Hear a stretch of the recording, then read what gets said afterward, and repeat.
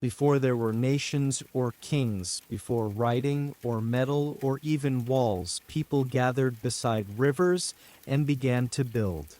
They planted seeds, raised homes, and shaped the first cities, places where dreams and labor met and humanity learned to live together. Tonight's story follows that great unfolding. It begins with mud brick and firelight, with the first laws carved in stone, with the rise of temples and trade, and with the slow, inevitable moment when those same cities began to crumble back into dust. This is the story of how the first cities rose and fell, and how, even in their ruins, they taught us what it means to be human. Welcome to History to Relax, a place where you can rest, breathe deeply, and drift gently through the long memory of our world. If you enjoy peaceful journeys through time, please take a moment to like this video, subscribe to the channel, and tell us in the comments where in the world you're listening from. It helps more than you can imagine, and it's always wonderful to know how far these quiet stories can travel. Now, find a comfortable spot, let the day fade behind you, and allow the soft rhythm of the past to carry you away. The story of civilization is about to begin. Part 1. From Village to City. The story of cities does not begin with stone or metal, but with patience. Long before walls rose or temples gleamed, the world was open, vast plains of grass where herds wandered, forests humming with insects, and rivers winding through unmarked soil. For thousands of years, humans followed these rivers, chasing seasons and food. They carried little, remembered much, and measured time not in years, but in migrations and fires that burned low in the night. The first change came quietly. Somewhere in the Fertile Crescent, where the Tigris and Euphrates spread their fingers through soft earth, a group of people noticed that seeds left behind grew again. They had no word for agriculture. They simply watched the green return where their hands had dropped grain. The discovery did not thunder through the world. It crept the way dawn creeps before light. With that small act of planting, waiting, and trusting the earth, humanity began to stay still. And in stillness, the idea of home was born. Villages formed near rivers. At first, they were just clusters of huts shaped from mud and reeds, their walls trembling in the wind. Each morning, smoke rose from cooking fires, and the air filled with the scent of wet clay and roasted grain. Chickens scratched the dust, goats bleated softly. Life was quiet, repetitive, safe, and yet it was revolutionary. The river fed them, but it also bound them. When rains came, it spilled its banks, leaving behind thick layers of fertile silt. In the beginning, floods were both blessing and curse. The people learned to build dikes, to dig channels, to coax the river rather than fight it. Their hands shaped the land, and the land, in turn, shaped their minds. Seasons were no longer mysteries. They were schedules. The sun rose over fields of barley and fell over quiet courtyards where families stored grain in clay jars. As strangers passed through, wanderers still chasing the old ways, they saw the strange new rhythm of those who stayed, and some stayed too. In this stillness, something remarkable began: memory. When you no longer have to move, you can remember. You can tell stories that last beyond a single season. You can carve them into clay or teach them to children who will sleep beneath the same roof their grandparents built. From memory came order. From order came leadership. And so the seed of the city was planted, not in the ground, but in the human heart. As villages grew, the air filled with new sounds, not just laughter and the rustle of wind through grain, but the ring of hammers, the splash of water in canals, the rhythmic chant of workers shaping walls from mud. People specialized, some farmed, others shaped pots, others wove baskets. The diversity that once existed between tribes began to form within them. Trade blossomed like wildflowers. A potter might swap his jars for a farmer's grain. A fisherman might bring dried river fish to exchange for stone tools from the hills. Each trade bound people tighter together. A network of trust began to spread, fragile, invisible, yet stronger than walls. Where trust formed, so did ritual. The first temples were not grand structures, but raised platforms, simple mounds of earth where offerings were left for unseen forces. The villagers did not yet name gods. They honored patterns, the river that returned, the sun that rose, the grain that sprouted again. Gratitude was instinctive, as natural as breathing. But gratitude gave way to reverence. And reverence gave birth to priests, men and women who spoke to what others feared to name. They became keepers of calendars, readers of signs. Their power grew quietly beside the farmer's toil. By the time the first ziggurats rose above the Mesopotamian plain, humanity had crossed an invisible line. We had built more than houses, we had built hierarchy. It's easy to imagine the first true city as a sudden miracle of walls and towers, but it was a slow accumulation of choices. Each brick of Uruk, each canal of Lagash, each street that cut across the plain was the sum of thousands of hands and the quiet faith that it was worth staying. As the generations deepened, villages became towns, and towns began to shine.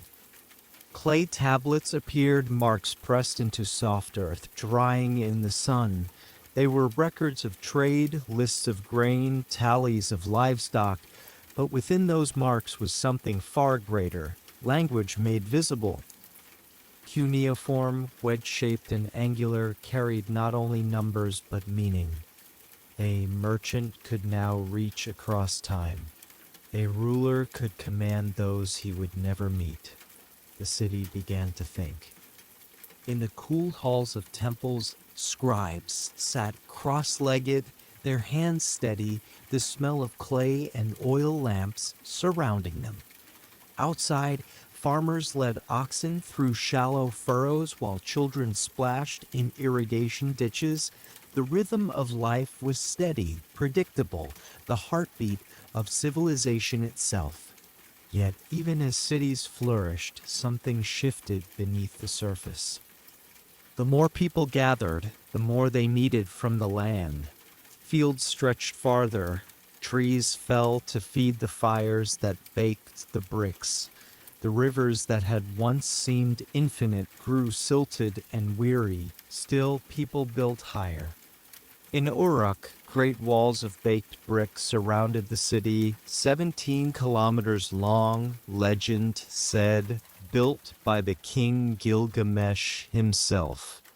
Inside, the streets bustled with markets where copper from Anatolia, lapis from Afghanistan, and cedar from Lebanon changed hands.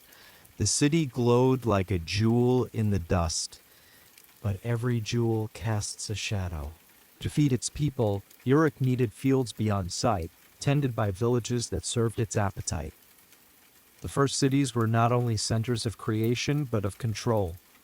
Taxes appeared, counted in grain, livestock, labor, power concentrated in temples and palaces.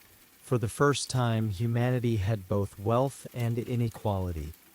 Still, within the noise and labor, there was wonder. Children gazed at temple towers glowing red in the sunset. Lovers met at riverbanks where reeds whispered in the wind. Musicians plucked lyres as merchants shouted their prices. The scent of baked bread mingled with that of burning oil and wet clay. To live in a city was to feel part of something larger, a shared dream built of mud and memory. Not every settlement grew. Some withered in drought, their wells turning sour. Others fell to flood or famine, but those that endured learned to adapt. They built granaries, planned streets, and stored water. The lessons of the first cities were written not only in tablets, but in habits. The quiet genius of collective survival. In time, word of cities spread. Across the mountains, along the rivers, across deserts shimmering with heat, travelers carried tales of walls and temples, of kings and laws. And so the idea of the city itself began to migrate, a living thing spreading from Mesopotamia to the Nile, from the Nile to the Indus, and beyond. Each land shaped the dream differently. In Egypt, the city became a reflection of eternity, built along the river that mirrored the heavens. In the Indus Valley, it became a model of order, streets straight and clean, homes with drains and wells. Everywhere, the same pattern unfolded: river, field, temple, ruler. Each new city was a heartbeat in the long rhythm of civilization. But let us return for a moment to the first spark, the village at dawn, where smoke rises gently and the world is still quiet. A woman steps outside her hut and sees the sun shimmer over the flooded plain. She knows her hands will be sore from planting, that the days will be long and hot, but she also knows her children will eat. She looks around other families doing the same, their faces tired but calm. There is safety here, predictability, a future. The word city means nothing to her, yet she is already living in its beginning. The transformation that will one day build empires has started with her simple act of care, the tending of soil, the storing of grain, the trust that tomorrow will come. The first cities were not made by rulers or architects. They were made by ordinary people who decided that staying was worth the risk. Over centuries, humanity learned that permanence carries weight. Where once the wind erased footprints, now the earth remembers. A broken pot remains buried for millennia. A wall leaves its shadow in the soil. The first cities did not vanish completely when they fell. They lingered beneath the dust, waiting for rediscovery. When modern archaeologists unearthed Uruk, they found not ruins of conquest, but layers of continuity, each generation building atop the last. The city was never destroyed. It simply changed. And that may be the most human thing of all, to build, decay, and build again. The rise of cities was not a single event, but a pulse that continues even now. Each skyscraper mirrors a ziggurat, each marketplace echoes those first barter stalls beside a river. Humanity still gathers, still creates order from chaos, still dreams of permanence in a shifting world. If you close your eyes, you can almost hear it. The murmur of markets, the creak of oxen carts, the rhythmic splash of oars. You can smell wet clay and roasted grain, hear laughter in the distance, and feel the same warmth that once drew people together at the river's edge. From that warmth came everything. And as night falls over the ancient plain, the fires of the first city glow faintly through time, small, trembling, and eternal. Part 2, The Walls of Uruk. The wind moves softly across the plain. It carries the scent of river mud and warm dust, and the low hum of voices rising from a growing city, a sound the earth has never heard before.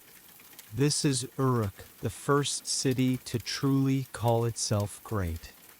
Here, the dream of settlement becomes something vast, something that changes not only how people live, but what they believe life can be. The morning begins with light spilling over the riverbanks, painting the reeds gold. Fishermen push their reed boats into the Tigris, their oars dipping silently into the slow current. Behind them, the horizon glows with smoke from brick kilns, each one exhaling the breath of creation. The city is alive. It murmurs, it sings, it clatters with the sound of hands shaping mud into walls. Men and women kneel in shallow pits, pressing straw and clay together, stacking bricks that will outlast their names. To the west, a new wall rises, layer upon layer, massive and deliberate. It circles the heart of Uruk, stretching farther than the eye can see. 17 kilometers, some say. The wall itself becomes a symbol of protection, of unity, of ambition too large to remain hidden in the soil. They say it was the work of Gilgamesh, king of Uruk, part man, part myth. But behind his legend are thousands of quiet lives, builders and carriers, water bearers and potters, all working beneath the same burning sky. When the day grows hot, the scent of baked clay fills the air. The sun gleams off wet bricks, turning them the color of honey. Children run between scaffolds laughing, while their parents shout warnings half in pride, half in fear. Every corner of Uruk hums with purpose, from the canals that feed the fields to the ziggurat rising like a mountain of human will. Inside the city, life is measured not by the turning of seasons, but by the pulse of activity. The markets are a symphony of trade, baskets of barley, bolts of cloth, dried fish, copper tools, carved idols. Merchants shout prices in voices roughened by dust and sun, their hands stained with the dyes of distant lands. The sound never stops. Even at dusk, when the sky burns crimson and the walls glow like embers, the streets remain alive. Drummers beat in the courtyards, dancers move in the firelight, and priests chant in the temples to keep the gods awake. Uruk is not a village anymore. It is an idea, a place where humanity gathers its dreams into form. From the temple of Inanna, goddess of love and war, the city looks like an endless tapestry of rooftops. The ziggurat stands at its center, tier upon tier, built of baked brick and shining plaster. At dawn, its steps gleam like rose quartz. At night, torches flicker along its terraces, reflected in the still pools that line the courtyards. Inside, the air smells of incense and oil. Priests move quietly between offerings, bowls of honey, baskets of fruit, cups of wine. The temple hums with whispers, with prayers both spoken and imagined. Here, religion becomes something new, organized, permanent, recorded. Scribes etch offerings into clay, recording which family gave what, which ritual was performed, which god must be appeased. The divine has entered the ledger, and with it the first sense of bureaucracy. Uruk teaches humanity that power can be written, stored, and remembered. Beyond the temple, the scribes work in a shaded courtyard. Rows of apprentices cross-legged on the ground, clay tablets on their knees. The sound of styluses tapping is soft but constant, a language being born stroke by stroke. Cuneiform wedge-shaped symbols pressed into wet earth becomes the heartbeat of civilization.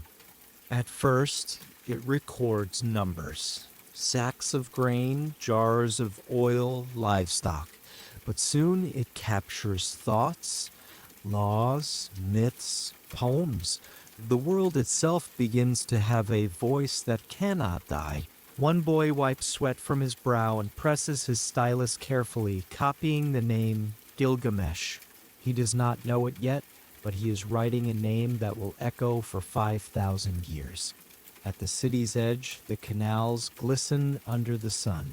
They are arteries feeding the life of Uruk, carved by generations who have learned to master the river's will. When the Tigris floods, the people rejoice. Its silt renews the fields, its overflow fills the reservoirs. The farmers rise before dawn, their feet sinking into damp soil. They guide oxen through narrow furrows, the air heavy with the smell of water and grain. By midday, they rest in the shade of date palms, eating flat bread and dried figs, while dragonflies hover above the canals. Each harvest feeds the city, each flood renews its promise. But the same water that sustains Uruk can also drown it. When the floods come too high, homes crumble and fields vanish beneath the tide. When they fail, famine creeps in. The people of Uruk learn early that civilization is a dance between abundance and ruin, a fragile balance that depends on patience, cooperation, and faith. In the evenings, the city softens. The shouts of the marketplace fade to murmurs, the hammering to silence. Oil lamps flicker in doorways. The smell of bread and roasted meat drifts through the narrow streets. From rooftops, families watch the sun sink behind ziggurat, painting the sky in rose and amber. A mother hums to her child, her voice low and steady. Somewhere a lyre plays, its notes floating through the warm air. Dogs bark in the distance. Uruk rests, but it never sleeps.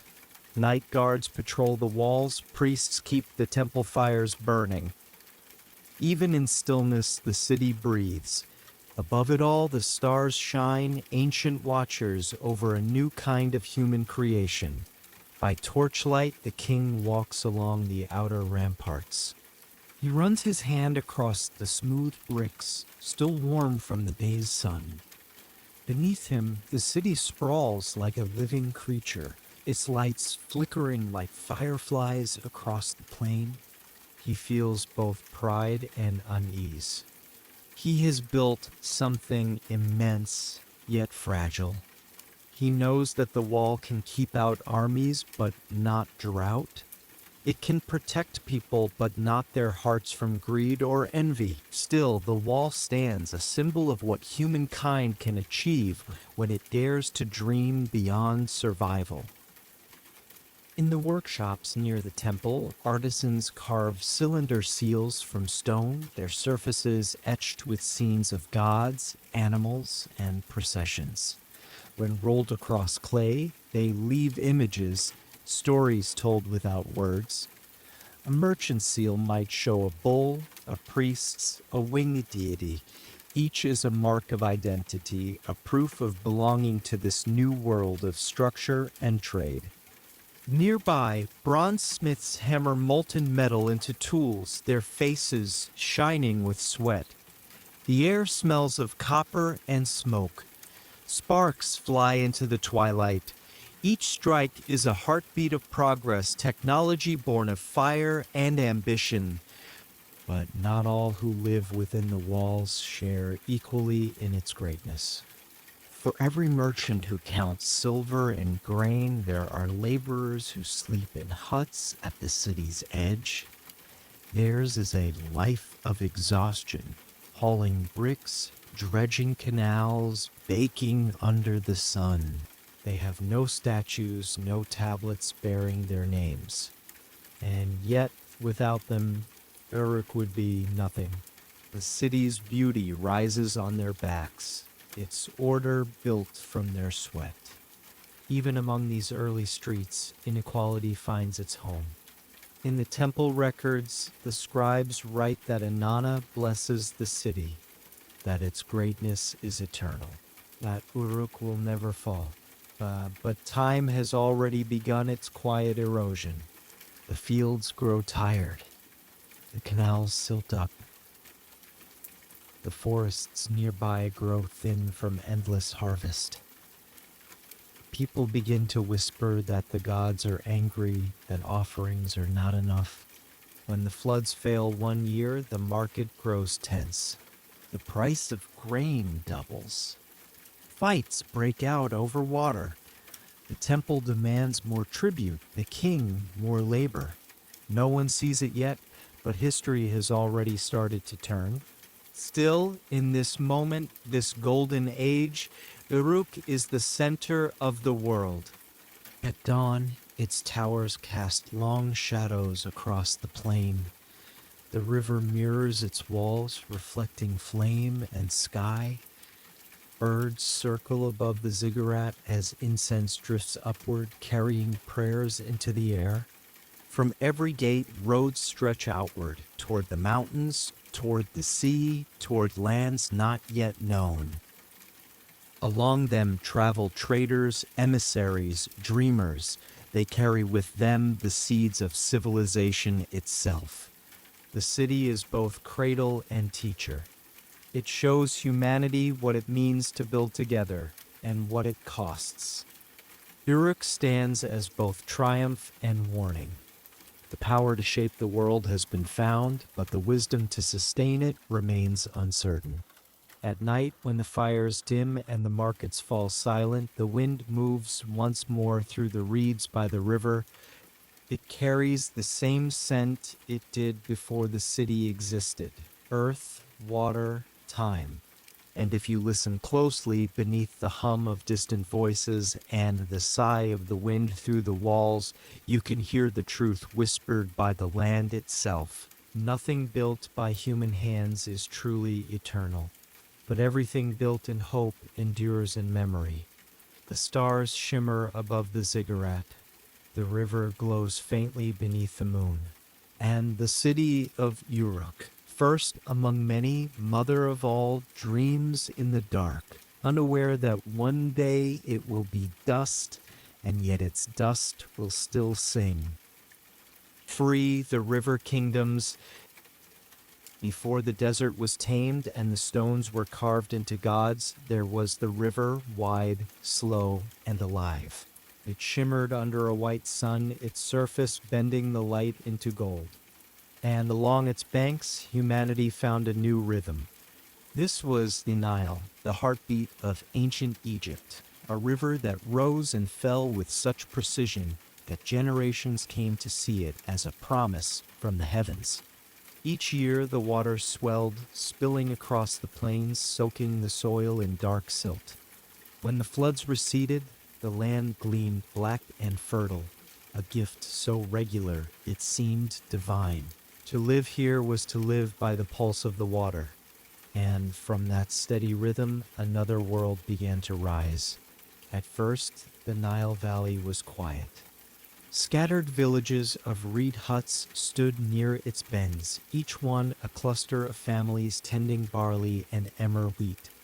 Children chased egrets along the banks while elders watched the horizon, waiting for the first clouds of the inundation season.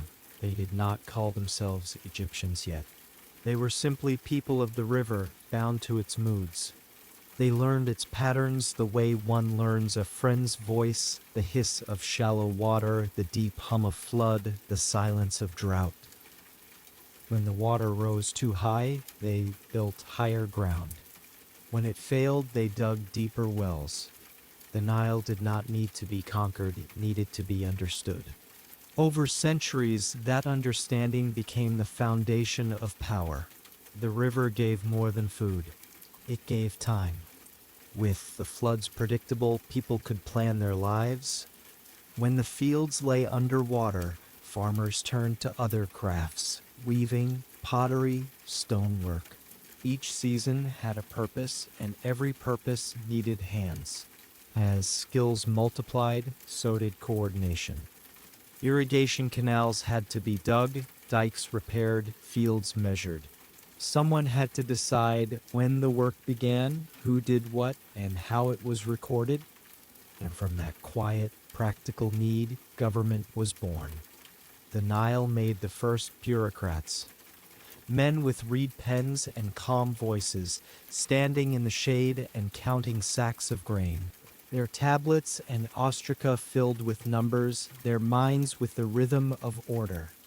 1,000 years before any pyramid rose, the habit of organization already ruled Egypt. When power found shape, it looked to the heavens for meaning. The rulers called themselves pharaohs, not kings of men, but mediators between earth and sky. Their word was law because the Nile obeyed, and the people obeyed because they believed the Nile did too. Religion in Egypt was not fear of chaos, it was reverence for balance. The people named that balance Ma'et, the rightness of things, the invisible thread that kept the world from unraveling. Every sunrise, every harvest, every calm flood was proof that Ma'at endured. And so temples were built not merely as homes for gods, but as mirrors of the world's order.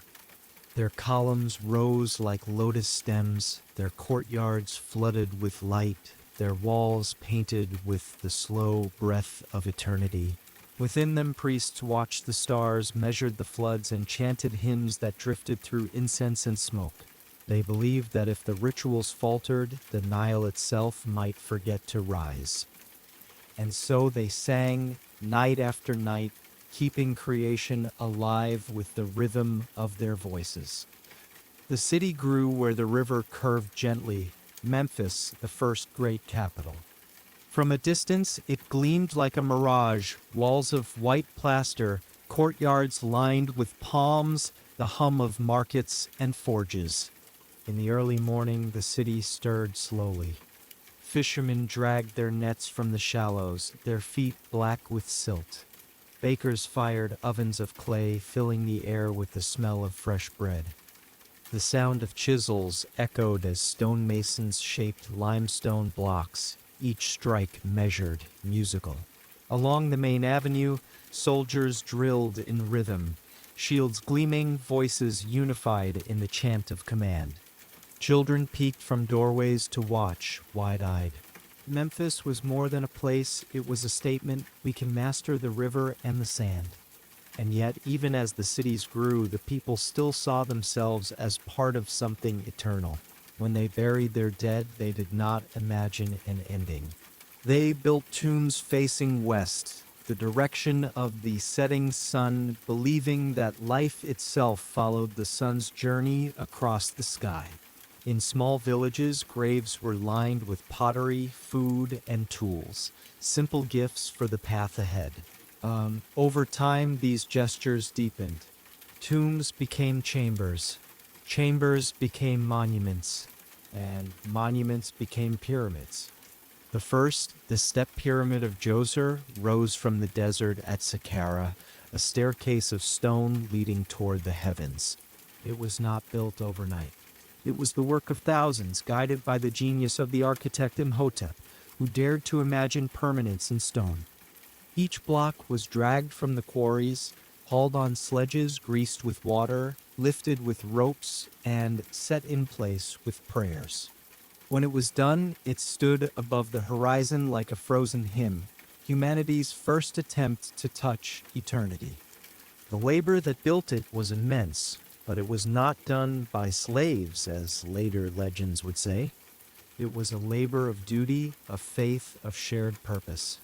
During the months when the fields were underwater, farmers worked on the pyramids, earning food, shelter, and the blessing of the pharaoh. To them, it was not oppression, but participation in cosmic order, a way to repay the gods for the river's gift. They did not see themselves as crushed beneath power. They saw themselves as threads in the tapestry of forever. And in a sense, they were right. Their fingerprints still rest in the mortar between stones. Their laughter, their songs, their sweat all remain buried in the silence of the desert. Life along the Nile was gentle but disciplined. Every task had its season. Children learned early how to plant, harvest, and pray. They rose before dawn to feed the goats, to sweep the courtyard, to carry water in clay jars. At midday the heat pressed like a hand upon the earth, and the world slowed.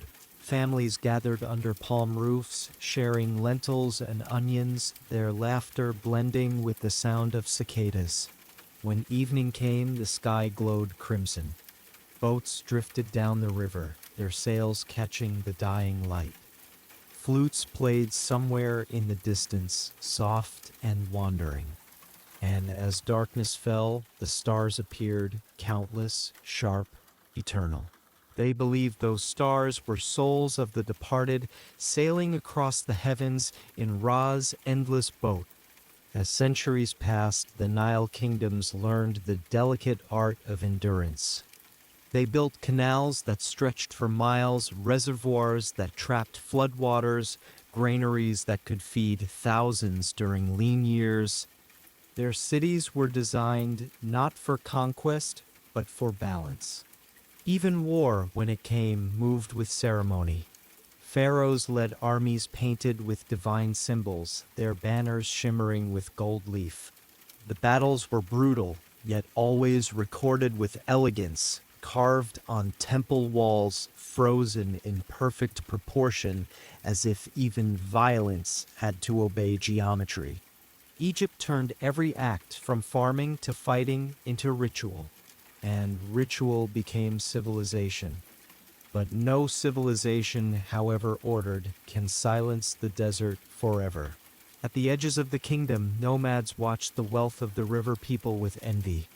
When drought struck or trade faltered, the hungry came. They crossed the sands in bands, testing the walls, raiding the villages. Egypt's strength lay in unity, but unity required faith, and faith needed to be renewed with each generation. When kings grew weak or floods failed, that faith trembled.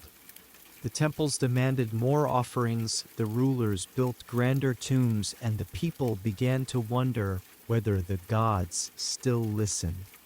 In the silence between floods, fear grew. The same river that gave life could also take it away. And when it did, the songs of gratitude turned into prayers of desperation. Yet through every hardship Egypt endured, perhaps because its people never saw death as an ending. To them, collapse was only another phase in the eternal cycle, the receding of water before its inevitable return. When cities crumbled, the stones were carried away to build anew. When dynasties fell, new ones rose with the flood. The Nile itself taught them this rhythm, that nothing truly ends, only changes form. And so they built again. Temples rose at Thebes, obelisks pierced the sky, and ships of cedar carried grain and gold along the water's gleaming spine. The river remained their compass, their lifeline, their god. At night, when the moon shone across the current, the water looked like a ribbon of silver laid upon the earth. The priests said it was the reflection of the Milky Way, the sky's own river flowing above. The souls of the dead sailed there, mirrored by the living below. If you stood on the bank and closed your eyes, you could hear it. The whisper of reeds, the creak of boats, the murmur of prayers drifting over water. The same sounds that had echoed for centuries. You would feel, as the ancient Egyptians did, that the world was not made by men, but maintained by their care, that civilization itself was a sacred duty. The river kingdoms endured because they understood something simple, that to build forever, you must build in harmony, not in haste. Their monuments were not defiance against time, but partnerships with it, each stone placed with patience, each word carved with reverence. And though their empires would one day fade, their understanding of balance would outlive them, whispered in every civilization that followed, every city that learned to build beside a river, every wall that sought to imitate the calm strength of stone. The Nile still flows. The fields still turn green.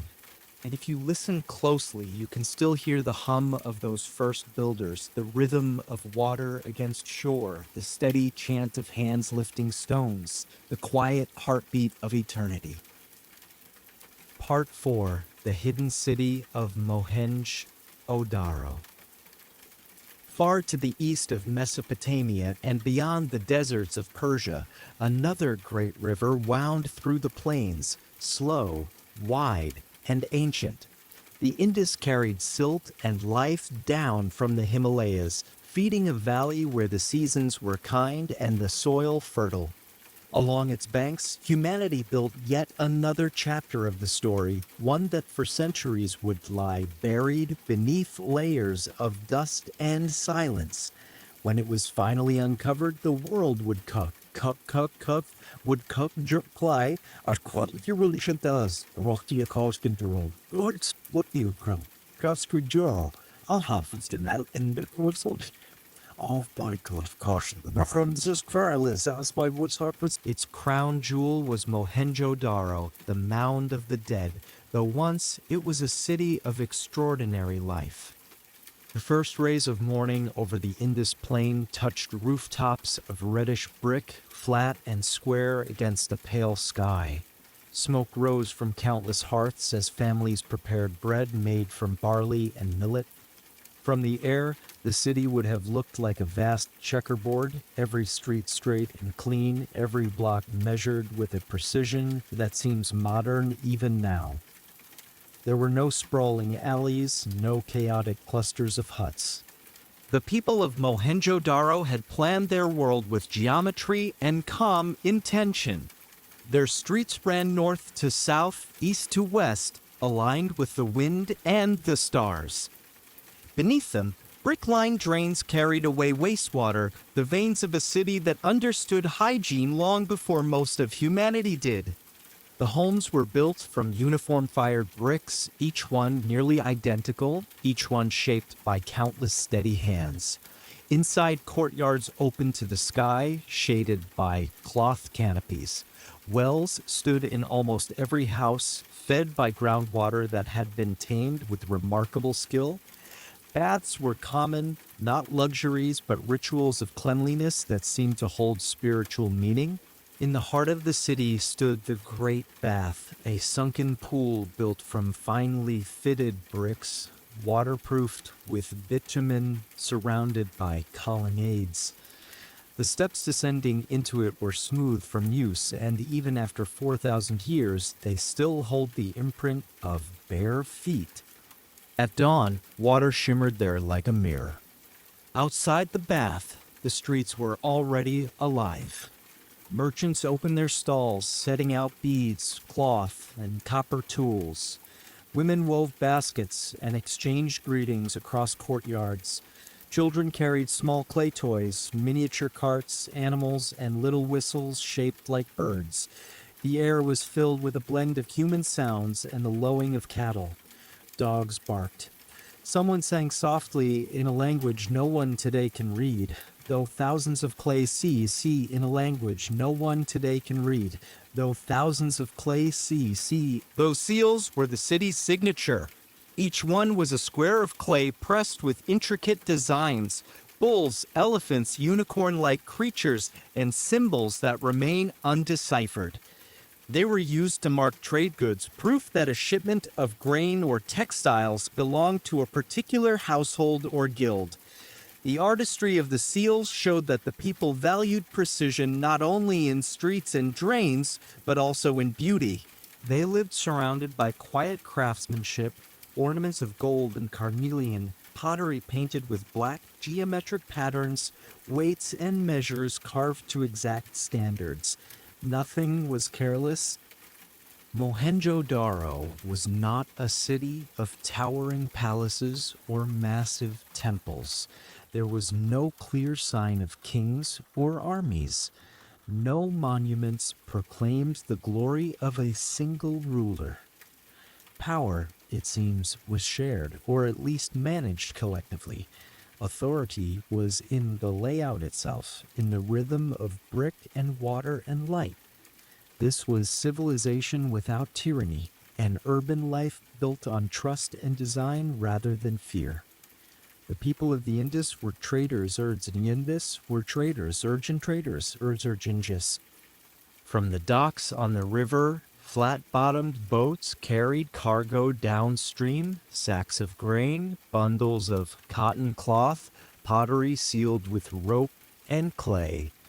Farther south, ships with square sails set out toward the Arabian Sea, carrying goods that would find their way to Mesopotamia. Clay tablets from Ur and Lagash mention traders from a place called Maluha, likely this very valley. The exchange was steady, copper and lapis from the west, beads and textiles from the east, all moving through the hands of merchants who knew the river's moods and the monsoon's patience. The city's heartbeat was the marketplace. There, under canopies of woven reeds, the air shimmered with color, baskets of grain, heaps of salt, strings of shells, copper blades catching sunlight. The hum of barter filled the square, a constant song of give and take. Somewhere, a potter's wheel spun steadily, its rhythm blending with the chatter of buyers and the cry of birds overhead. At sunset, when the heat softened and long shadows crossed the streets, people gathered on rooftops. The rooftops of Mohenjo-Daro were not mere shelters but extensions of life. Families dined there, children played, and storytellers spoke under the cooling sky. The stars over the Indus shone with the same ancient clarity that guided the builders of Uruk and the priests of Egypt. Perhaps they looked upward and saw patterns that told them who they were. Perhaps they believed that order below mirrored order above, that by aligning their city to the heavens, they had ensured harmony on earth. And yet, harmony is always fragile.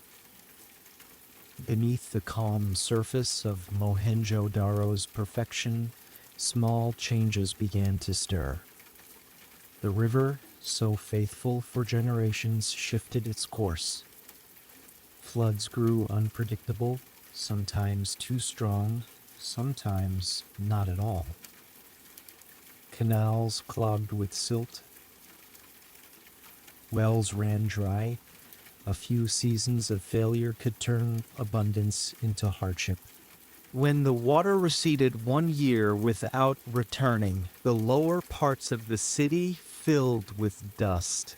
Farmers watched their fields crack beneath the sun. Grain stores emptied. The markets grew quiet. People began to leave, first in small groups, then in families, following the river in search of gentler soil. Archaeologists today find layers of rebuilding in Mohenjo-Daro, new walls over old ones, drains repaired, streets raised against rising floods. The people resisted for generations, refusing to abandon what they had built. They patched, rebuilt, adapted. But nature, patient and indifferent, kept pressing. The river moved again, leaving the city stranded. Still, there is no sign of war or destruction. No swords, no burned houses, no shattered idols. Mohenjo-Daro did not fall to conquest. It faded slowly and quietly, as rivers do when they change their course.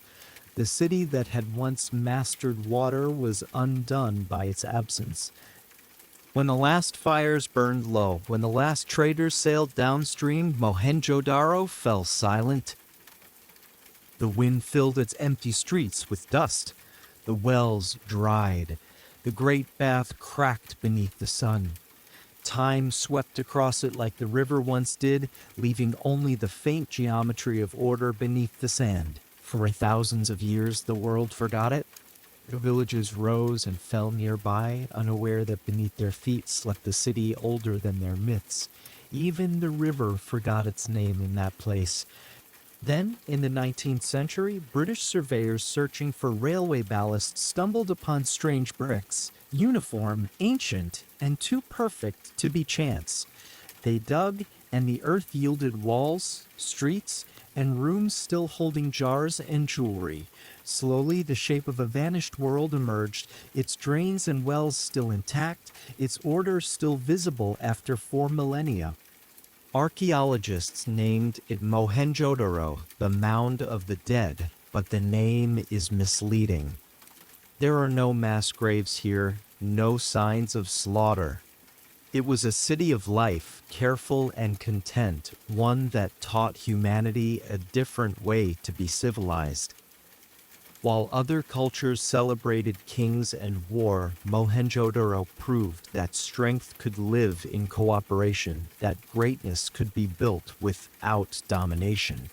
Standing among its ruins today under the vast blue sky of Sind, one can still trace the outlines of streets, the foundations of homes, the bath that caught the morning sun. The bricks, when touched, feel warm and smooth, as though they still remember the hands that shaped them.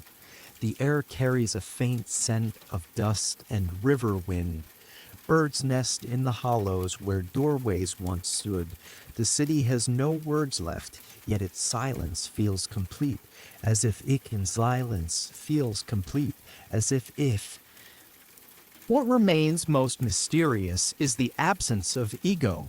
No monuments declare victory, no statues immortalize rulers. Even the script that might have spoken their thoughts remains silent, unreadable. It is as though the people of Mohenjo-Daro built their world not to be remembered, but simply to be right in proportion, in cleanliness, in peace. Perhaps that is why it endures in memory even without words. The perfection of its planning, the grace of its simplicity, the quiet dignity of its design, all of it whispers that civilization need not roar to be great. As the sun sets over the Indus Plain, the city's ruins turn amber. The air cools and the stones seem to breathe.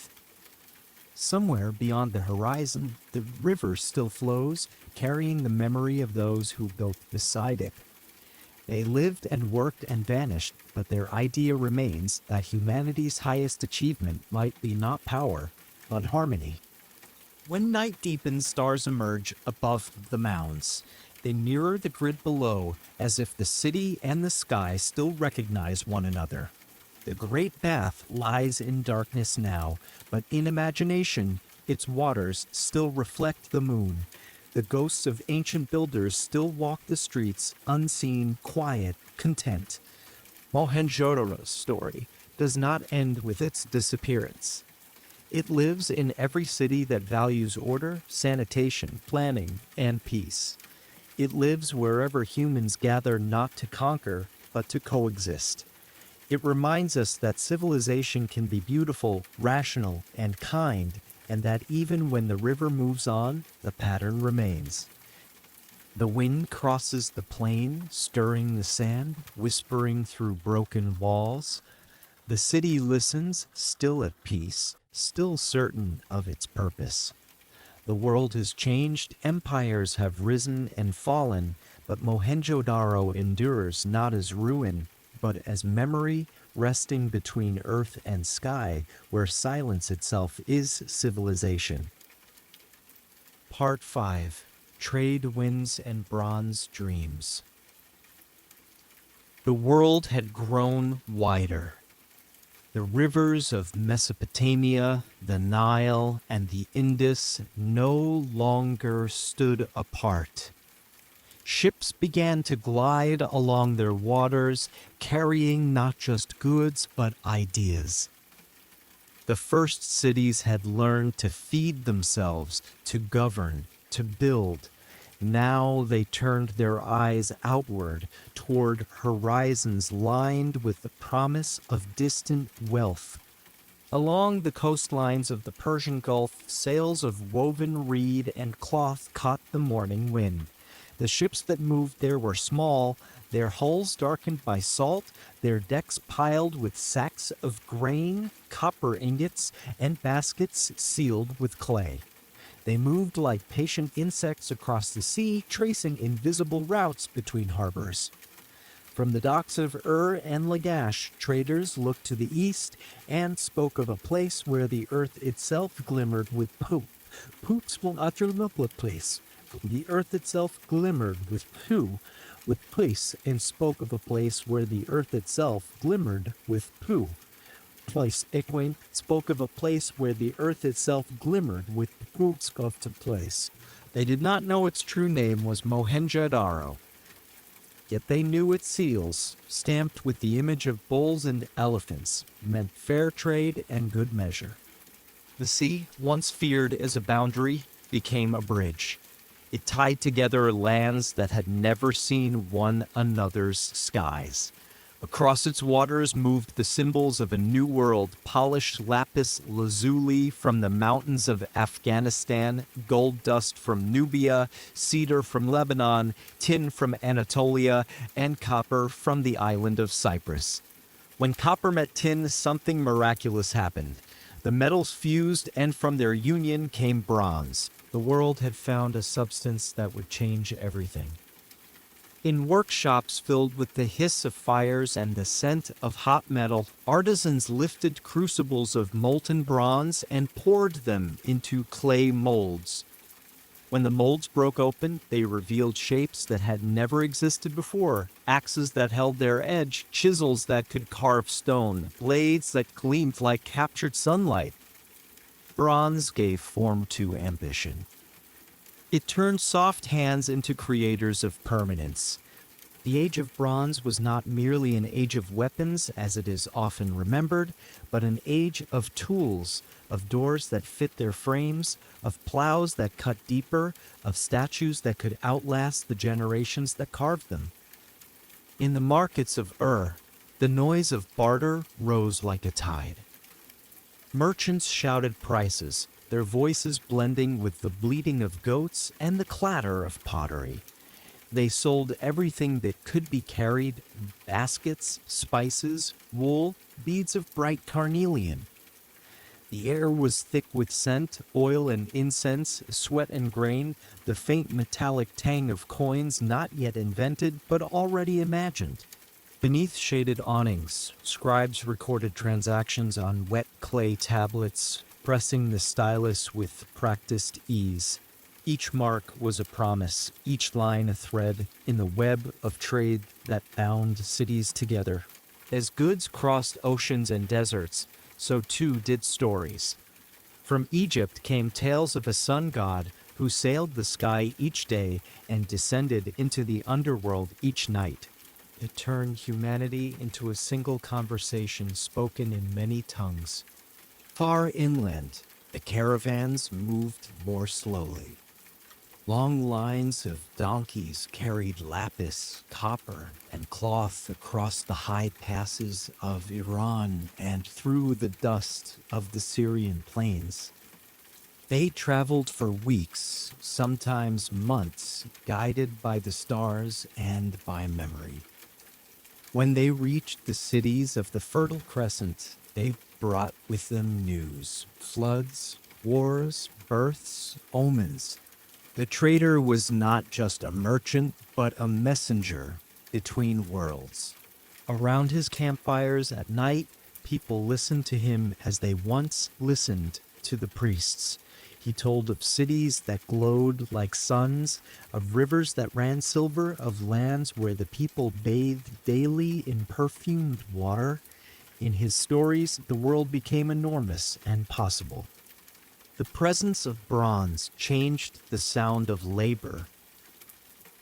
In workshops by the rivers, the sharp ring of hammer on metal replaced the dull thud of stone. Farmers fitted new blades to their plows and saw their harvests grow. Builders carved straighter blocks, soldiers carried lighter shields. Civilization felt stronger, more confident, yet strength is a dangerous teacher. The same alloy that built better tools could also forge weapons that cut through armor and bone. For the first time, humanity learned that progress carried a shadow. Somewhere near the mountains of Anatolia, A smith heated a mixture of copper and tin and poured it into a new shape, a blade curved like a crescent. Its edge shimmered in the firelight. When cooled, it gleamed with quiet menace. It was lighter than stone, deadlier than bone, and it would never rust away. The warrior who first held it must have felt the power of gods in his hand. Bronze had given humanity not just strength, but control over life. Small kingdoms rose along the Tigris and Euphrates, each claiming divine right, each eager to test its new weapons. Fortified walls grew thicker, chariots faster, armor brighter. The temples, once centers of peace and accounting, now echoed with the clatter of tribute and the prayers of soldiers leaving for war. The Age of Bronze was the age when ambition found a sharper edge. Yet, for all its dangers, the period also shimmered with beauty. The same hands that forged blades shaped art. Bronze statues of animals stood in palace courtyards, their forms so lifelike that birds tried to perch upon them. Musicians plucked strings made of gut and wood, filling the air with haunting melodies. Traders returned from voyages with exotic dyes and perfumes, and the walls of temples gleamed with pigments the color of sunrise. Sunrise? Is. The most remarkable of all achievements was not in stone or bronze, but in thought. As people met and traded, they began to ask questions. How did others live? What laws did they follow? What gods did they worship?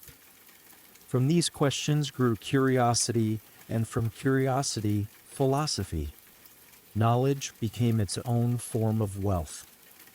Priests in Babylon studied the stars, marking their positions on clay. Astronomers in Egypt noted that the flood of the Nile coincided with the rising of Sirius. In the Indus Valley, builders calculated perfect right angles without metal tools. Across the world, people looked up and realized that the heavens followed patterns just as their cities did. The universe, they thought, must also be ordered. Trade had turned humanity into a single mind spread across continents. The wind carried not only spices and copper, but patterns of reasoning, fragments of mathematics, and the seed of writing itself. In every port, in every marketplace, new ideas met and mingled like rivers converging in the sea. But every connection brings complexity.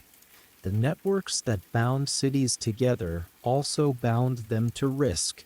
When one harvest failed, famine spread down the line of trade. When a mine collapsed or a war blocked a caravan route, prices soared and trust faltered. The first whispers of economic collapse drifted through the bazaars, and with them came something new, the awareness of dependence. Humanity had grown so skilled at linking its fortunes that a single broken bridge could echo across the known world. Still, the courage to reach outward did not fade. Traders sailed farther than ever, following the curve of coastlines and the pull of wind. They watched the stars to find their way, naming constellations not as gods but as guides. Each voyage carried both danger and wonder. Storms rose without warning, reefs tore through hulls. Yet for every ship that vanished, another returned laden with treasure, new metals, new dyes, new stories. In the twilight of the long voyage, a ship returning to Mesopotamia glided across a calm sea. The air was thick with salt and the smell of pitch from its hull. The sailors sang softly as they steered by the North Star. In their cargo lay not gold but tin, dull gray lumps that would soon be transformed into bronze, the lifeblood of the cities waiting beyond the horizon. Above them, the sky deepened from violet to black, and the stars mirrored the lantern to black, and the stars mirrored the lantern. It was easy to believe the sea itself was alive, breathing with the rise and fall of human ambition. On land, in the workshops and forges, the pulse of creation never stopped. Sparks flew into the night like fireflies as smiths hammered new shapes from glowing metal. Children watched, wide-eyed from doorways, their faces lit by the orange flicker of molten light. The smell of smoke and sweat filled the air, thick and rich. Somewhere, a craftsman dipped a cooling blade into oil and heard it hiss, a sound as old as civilization itself. Over time, bronze reshaped the map. Empires expanded, fortresses rose, and the line between builder and conqueror blurred. The same metal that allowed farmers to harvest more grain allowed kings to command more soldiers. Progress, it seemed, could not exist without cost. Yet for centuries, the balance held. The cities thrived, the ships sailed, and the bronze glowed like a promise that humanity's reach would never again shrink back into darkness. Eventually, the winds that carried trade began to shift. Storms grew fiercer. Drought crept across the lands that once blossomed. The tin mines emptied, and copper alone was no longer enough. The great trade routes faltered one by one. Ships returned half empty, caravans arrived months late. The world that had seemed so connected began to unravel. The Bronze Age, radiant and brief, dimmed like a fire starved of air. But even as the old networks faded, their legacy endured. The cities had learned to speak to one another. Their walls might crumble, their ships might rot, but their ideas had already taken flight. The art of writing, the habit of trade, the confidence to explore, these would carry forward into ages yet unborn. If you stand today on the shores where those ancient ships once sailed, the wind still tastes of salt and sun. You can almost hear the creak of ropes, the flap of sails, the low chant of sailors guiding their vessels home. The sea remains the same, indifferent and eternal, but beneath its waves lie traces of that first connected world. Anchors, jars, beads, fragments of bronze turned green by centuries of silence. The Bronze Age was more than a time of metal. It was a moment when humanity discovered the power of exchange between rivers, between cultures, between hearts. It was proof that progress does not come from isolation, but from the meeting of differences. And though its cities have long turned to dust, the wind that once filled their sails still blows, carrying the faint echo of hammer strikes, the scent of distant spice, and the dream that somewhere met at somewhere distant spice, and the dream that somewhere zemming some observer der fold some of right besont floon, and dream that somewheres of dream. As the sun sets over the ancient sea, the waves catch fire with light. The wind softens and the horizon blurs into gold. In that fading glow, you can almost see them, the ships of Meluha and Sumer, of Egypt and Crete, tiny against the vastness, yet undaunted. They carry the dreams of the first cities, the courage of those who dared to reach beyond sight. The sails rise, the tide turns, and the world drifts forward once more into history. Part 6. The Fall of Sumer. The dawn over the southern plains of Mesopotamia once gleamed with promise. The rivers still shimmered under the morning sun, the canals still glistened as silver veins through the earth, and the walls of the great cities still caught the light like mirrors of eternity. Yet something in the air had changed. The breeze that once smelled of wet clay and harvest now carried dust. The songs of the workers on the riverbanks had grown quieter. Sumer, cradle of Sit-Sit-Ur, cradle of Sit-Sit-Sit-Esur. At first, no one noticed. The wheels of daily life turned as they always had. Farmers guided their oxen through the fields, scribes pressed tablets in the cool shadow of the temple walls, merchants weighed grain and oil on bronze scales. The gods, carved in stone and gold, still watched from their sanctuaries. The ziggurats still climbed toward the heavens. But deep beneath the routine, something vital was weakening. The rivers that had once nourished the land be the routine, something vital was weakening. The rivers that had once nourished the land the Tigris and the Euphrates, so long the lifelines of the Sumerian cities, shifted their moods. Canals filled with silt. The water grew brackish. Where wheat once grew tall, salt crystals now sparkled in the sunlight. The people had built too well. They had tamed the rivers so completely that nature itself grew weary of their control. The irrigation that once brought abundance now poisoned the soil. The same brilliance that had raised the first temples began to undo the earth that fed them. And though the scribes recorded every measure of barley, every tax, every prayer, none of their tablets held the secret to restoring the fertility that had vanished grain by grain. The rulers still believed they could command balance through decree. When crops failed, they ordered canals dug deeper. When floods struck, they built walls higher. The labor was endless, the demand relentless. Entire generations grew up knowing little else but toil, hauling mud bricks, dredging silt, carrying water under a sun that seemed each year more merciless. The temples, once the heart of faith, became the vaults of power. The priests tallied offerings became the vaults of power. The priests tallied offerings, and above them all the kings claimed divinity, declaring that the order of the world depended upon their will.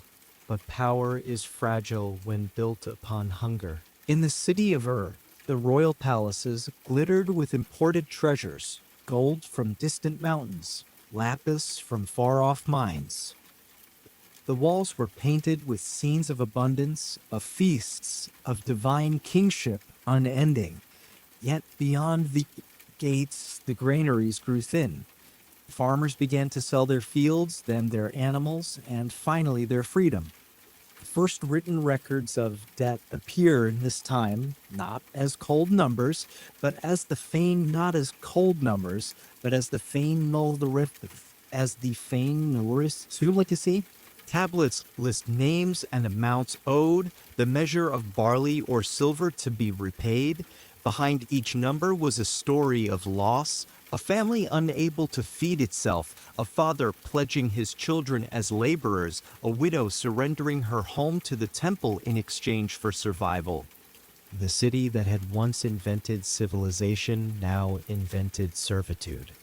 And still these scribes wrote. They wrote of festivals, of processions, of victories against neighboring city-states.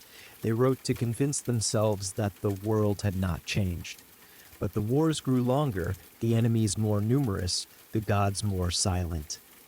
Ur fought Lagash, Lagash fought Umma, Umma raided Uruk, each seeking to control the canals that could still sustain life. The rivers that once united them became borders of blood.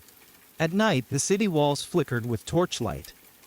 The markets that once echoed with barter now whispered with fear. Travelers brought rumors from the north of strange, fierce people moving down the plains, their language rough, their weapons sharp, their patience endless. They were not city dwellers. They had no temples, no tablets, no kings. But they had something the Sumerians no longer did, strength born from hunger. The Sumerians called them the Martu, the Amorites, people of the West, though they came from many directions. At first, they were dismissed as wanderers, then as pests, but soon their raids became harder to repel. The great walls of Uruk and Ur had been built for the glory of gods, not for endless defense. The cities that once competed for water now found themselves competing for survival. Within the temples, the priests pleaded with the old gods. Offerings multiplied: sheep, grain, wine, incense, anything that might restore divine favor.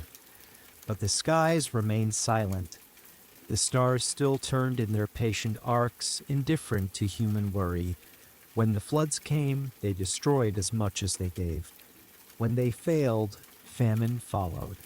The Sumerians had always believed their civilization rested upon cosmic order, but now that order seemed similar. Now that order seemed humbling. But now that order seemed and seemed silix let's on prosperous. But now that order seems that was six or let's yes smishilager. Right isn't ill. Wait on this. And yet the people did not stop building. Even in decline, they built. The habit of creation was stronger than despair. When walls crumbled, they patched them. When temples sank, they raised them higher. The ziggurats of Uruk and Eridu still rose from the dust, stairways of devotion leading into the shimmering heat of the sky. But the faith that once filled them had become weary. Ritual continued without conviction. The songs of Inanna, the hymns of Enlil and Enki echoed through empty courtyards. One night in Ur, the last great king of Sumer-Nama walked along his palace terrace and looked out across his city. The lamps flickered below him like stars scattered on the earth. The air smelled of smoke and dust. He was a builder at heart, the man who had erected temples, written laws, restored canals. But even he could see the slow unweaving of the order his ancestors had built. The statues of the gods still gleamed in their shrines, beamed in their shrines, gleamed in their shrines, there's none of outright breed ors, or that only endless, but he knew that when belief fades, even stone begins to crumble. Sumer had always been a land of firsts. The first writing, the first law codes, the first cities. It was fitting, perhaps, that it should also face the first collapse. Not sudden, not dramatic, but slow, like the draining of a river into sand. The economy faltered. Trade routes that once carried lapis and tin fell silent. The mines to the east no longer yielded their metals. The caravans that brought wealth began to vanish into the deserts. Without bronze, tools dulled, weapons broke, progress stalled. The intricate web that had once connected the ancient world began to unravel strand by strand. As the years passed, the canals dried, leaving behind white scars in the soil. Farmers abandoned their fields and drifted toward the cities, hoping for work, for food, for anything that might fill the emptiness.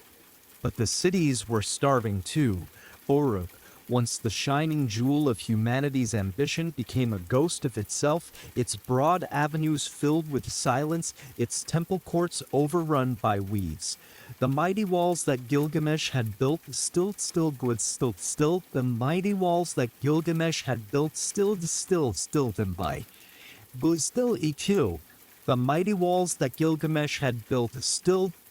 When the Amorites finally came, they did not destroy in rage. They simply walked into a land already exhausted. The cities that resisted fell quickly. The ones that submitted were left standing, their gods merged or forgotten, their names fading into new tongues.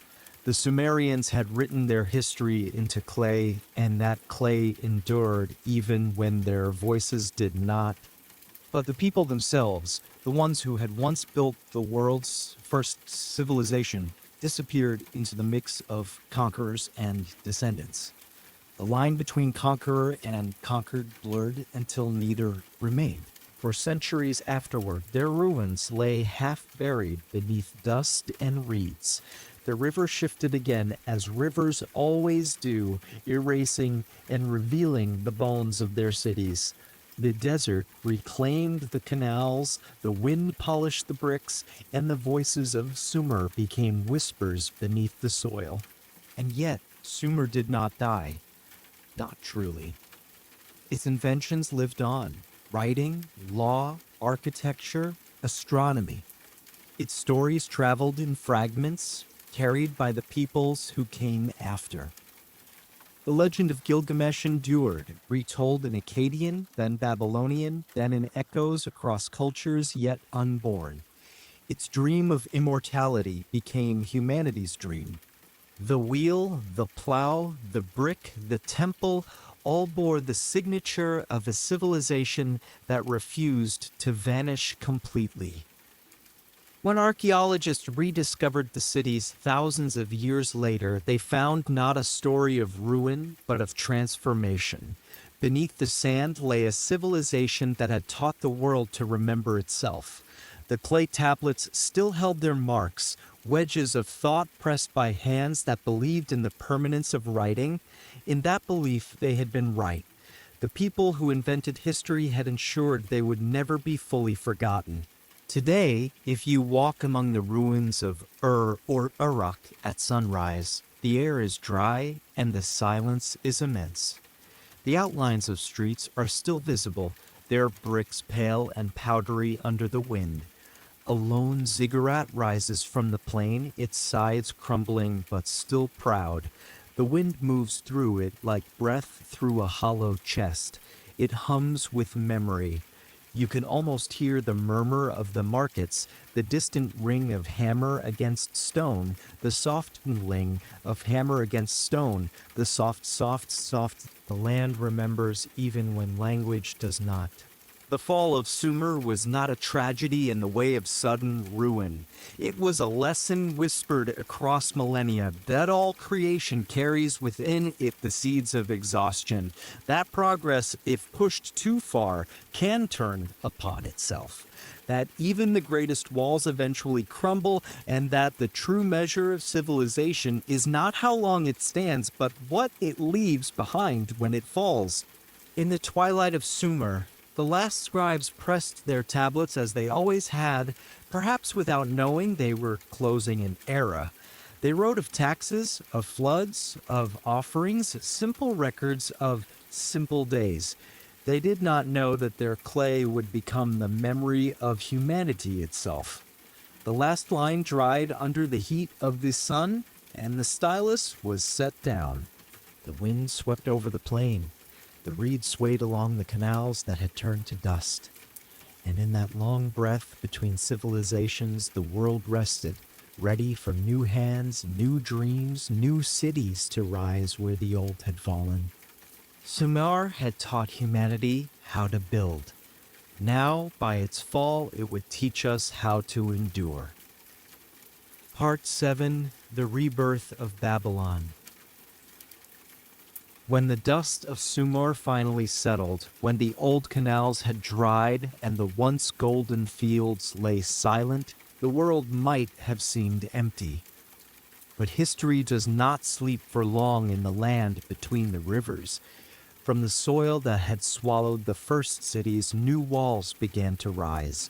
The language changed, the gods took new names, yet the rhythm of civilization continued as if it had only paused to draw breath. From the bones of Sumer came Babylon, a city that would make the world remember that greatness can be reborn.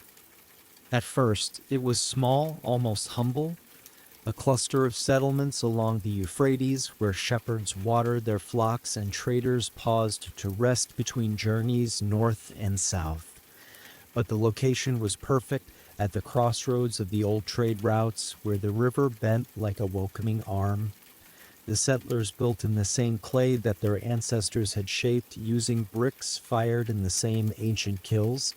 They dug new canals through the buried ruins of older ones, finding beneath each layer of earth the ghosts of lost cities. It was as if the land itself taught them where to build. They called the place Babalu, the Gate of God. The first light of dawn over the new city shimmered on wet brick and flowing water. Smoke curled from ovens, and the scent of baked clay mixed with that of roasting grain. The river murmured through its banks, carrying the promise of renewal. Where Sumer had fallen to exhaustion, Babylon grew with youthful strength. Its people learned from the past how to control floods without destroying the soil, how to trade without overreaching, how to rule with order. Slowly, the city gathered power, drawing farmers and artisans from the countryside, merchants from distant towns, and priests from forgotten temples. By the time the Amorite kings took the throne, Babylon had already become a place of wonder. It was under King Hammurabi that the city truly found its soul. He was not content to rule by force alone. He sought order not only in stone and water, but in the hearts of his people. From the chaos that had followed centuries of war, he crafted a vision, a world bound by law. The scribes of Babylon worked tirelessly, etching his decrees into slabs of black basalt that would outlive his reign. The Code of Hammurabi became the backbone of civilization, a record of justice carved in words that no king could change. "Let the strong not oppress the weak," it declared, and though the words came from a ruler, they carried the tone of eternity. The code was more than rules, it was faith in memory. It was an answer to the silence that had swallowed Sumer. Where the old cities had faded without warning, Babylon sought permanence through language. The people of the Euphrates believed that if something was written in stone, it would last as long as the stars. In this belief, they were not wrong. The basalt stele still stands today, its script sharp as when it was carved, its message echoing across when it was carved, its message echoing across for Hendred. The city that surrounded it was alive with color and sound. Markets stretched along the riverbanks where merchants sold copper from the north and grain from the south. Potters displayed jars painted with spirals of blue and ochre. Women carried baskets of dates and figs, their laughter mingling with the bleating of goats and the ring of hammer on anvil. The smell of oil, spice, and earth filled the air. Children ran through narrow streets, their feet splashing through the ruins. Children ran through narrow streets, their feet splashing through the lace. Above them rose the ziggurat at Amananki, the house that connected heaven and earth. Its terraces glowed in the morning light, each level painted in different shades of blue, green, and white, so that it seemed to dissolve into the sky.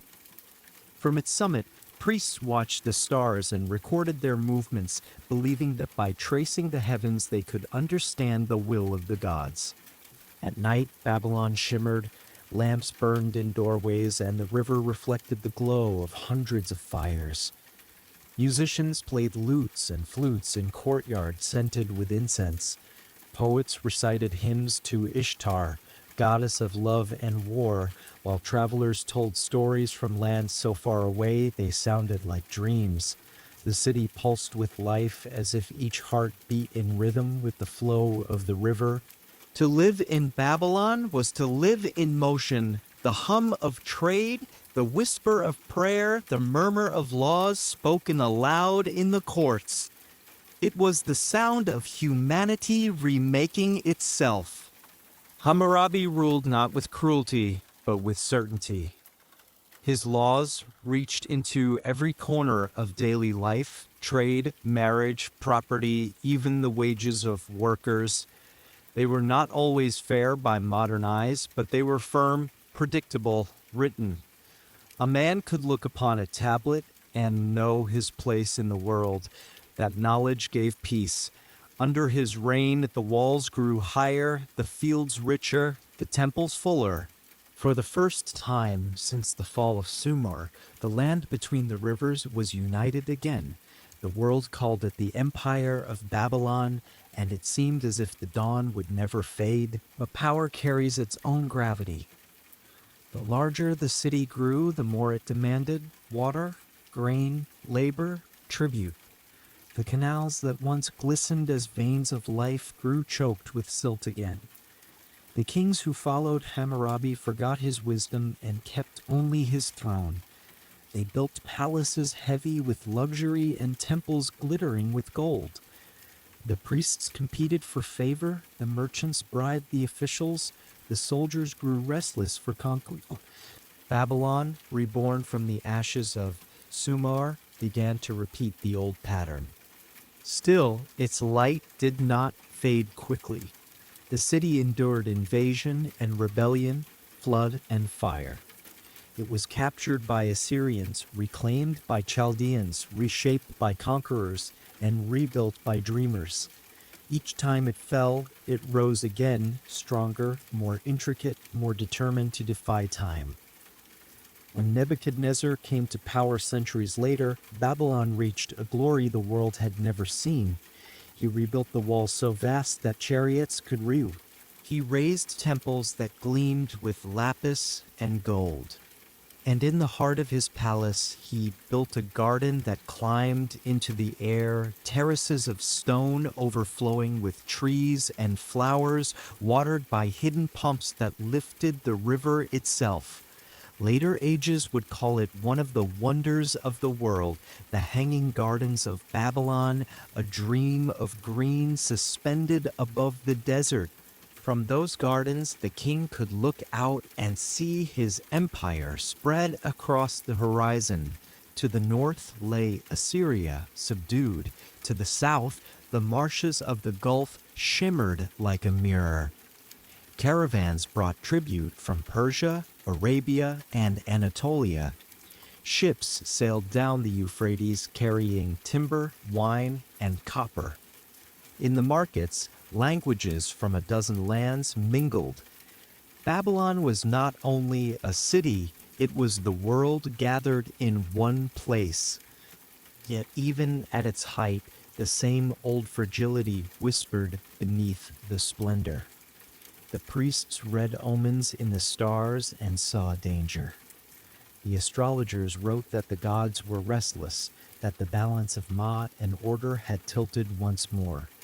In the temples, prayers grew louder, almost desperate. The city that had once trusted in human reason now trembled before the return of fate. Nebuchadnezzar built more walls, more towers, more symbols, but time listens to no king. One evening, as the sun bled into the western horizon, the bricks of the city glowed as if lit from within. The air was heavy with the scent of warm dust and jasmine. From the palace balcony, one could see the ziggurat rising like a mountain of gold. The river flowed quietly below, carrying reflections of lamps that looked like stars fallen to earth. It was beautiful beyond words, and yet, somewhere beyond the light, the desert waited, pacing, patched waited, patience.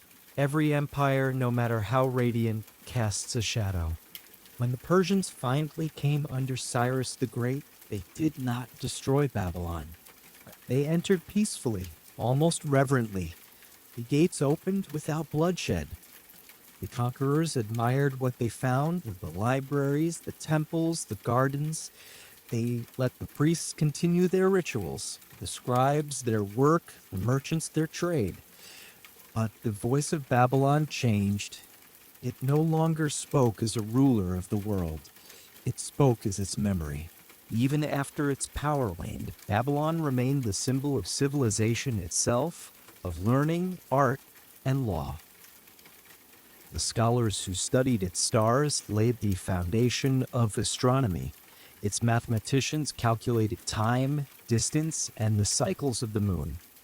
Its engineers measured the heavens to predict eclipses. Its poets preserved the story of the flood, of creation, of kings who sought immortality. When later peoples built their own cities, they borrowed from Babylon's design. When they wrote their own laws, they borrowed its logic. The city outlived its empire by becoming an idea. Centuries passed, and the sands crept over its streets. The towers collapsed, the gardens vanished, and the ziggurat crumbled into a mound of yellow clay. Shepherds led their flocks across the ruins, unaware of the greatness beneath their feet. Yet even then, the name endured. Babylon became a symbol, sometimes of glory, sometimes of pride, sometimes of the delicate line between heaven and hubris. But whatever the tale, it was never forgotten. It was never forgotten. If you stand among its ruins today, the wind moves through the broken gates and the scattered bricks as it once moved through the corridors of palaces. The air is hot and still, carrying faint echoes of a city that refused to die. You can almost hear the footsteps of scribes crossing courtyards, the murmur of water running through old canals, the whisper of a king reciting his laws to the gods. The same sun that once lit the hanging gardens still burns overhead, and the same river still glides past, carrying fragments of the past downstream toward the sea. Babylon was born from the ashes of Sumer, and from Babylon, the world learned that history is a circle, not a line. Civilizations rise, falter, and rise again, each carrying within it the memory of those before. The city by the Euphrates became humanity's most enduring mirror, showing us that creation and decay are not enemies, but partners in the long rhythm of time. Even as its walls turned to dust, Babylon's story flowed onward, mingling with the stories of all who came after. The sun sets behind the horizon, and the plain grows quiet. The river glows red beneath the fading sky, and for a moment it looks as though the city still breathes. The wind sighs through the reeds, soft and timeless. And if you listen closely, it whispers the same lesson Sumer once taught, that what we build is not meant to last forever, but to remind us that we were here, shaping the earth and dreaming of the stars. Part 8. The Age of Stone and Fire. The story of civilization does not travel in straight lines. It curves, like the smoke rising from a forge, curling back upon itself before disappearing into the sky. When the first cities had risen and fallen along the rivers, humanity might have paused to rest. But rest was never our nature. The world entered an age where stone and fire became language, and through them humanity learned to speak to eternity. In the centuries after Babylon's first flowering, the art of creation spread outward like ripples from a stone thrown into water. Builders and dreamers took what the river valleys had taught them and carried those lessons into the hills, the plains, the coasts. The knowledge of brick and bronze became a passport for those who sought new beginnings.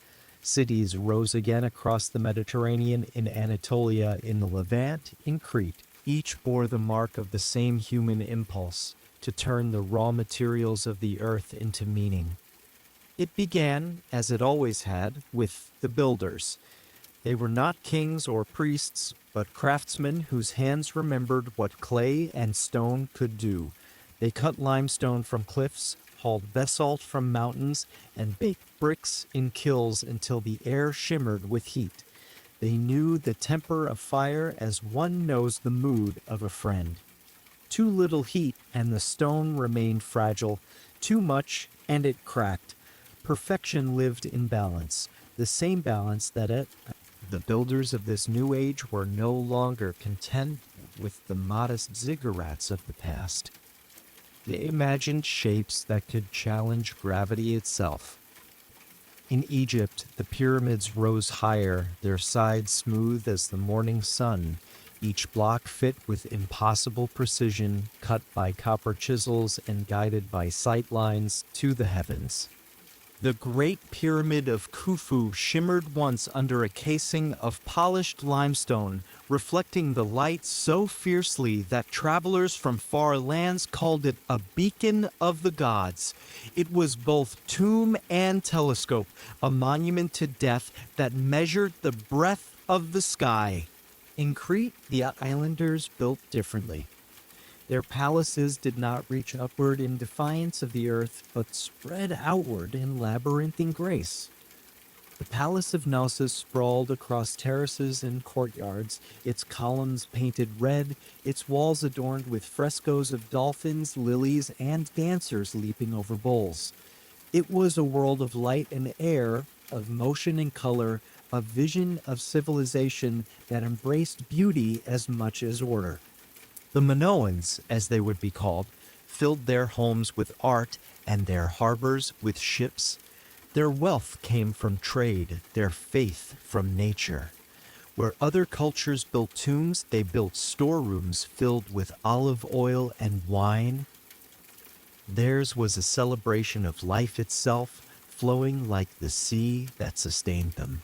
Farther east, in Anatolia, a different kind of power emerged. The Hittites had learned a secret that would end the age of bronze and begin something fiercer. Deep in their mountain forges, they found a way to heat the earth's ore until it yielded a stronger metal, iron. It did not gleam like bronze, it was dull, gray, heavy, but in strength it surpassed anything that came before. The hammer that struck the first iron blade echoed across history. With it came the birth of empires that would wield fire not as symbol, but as weapon. The Hittite smiths guarded their discovery closely. They knew its value. The iron was difficult to shape, demanding both patience and mastery.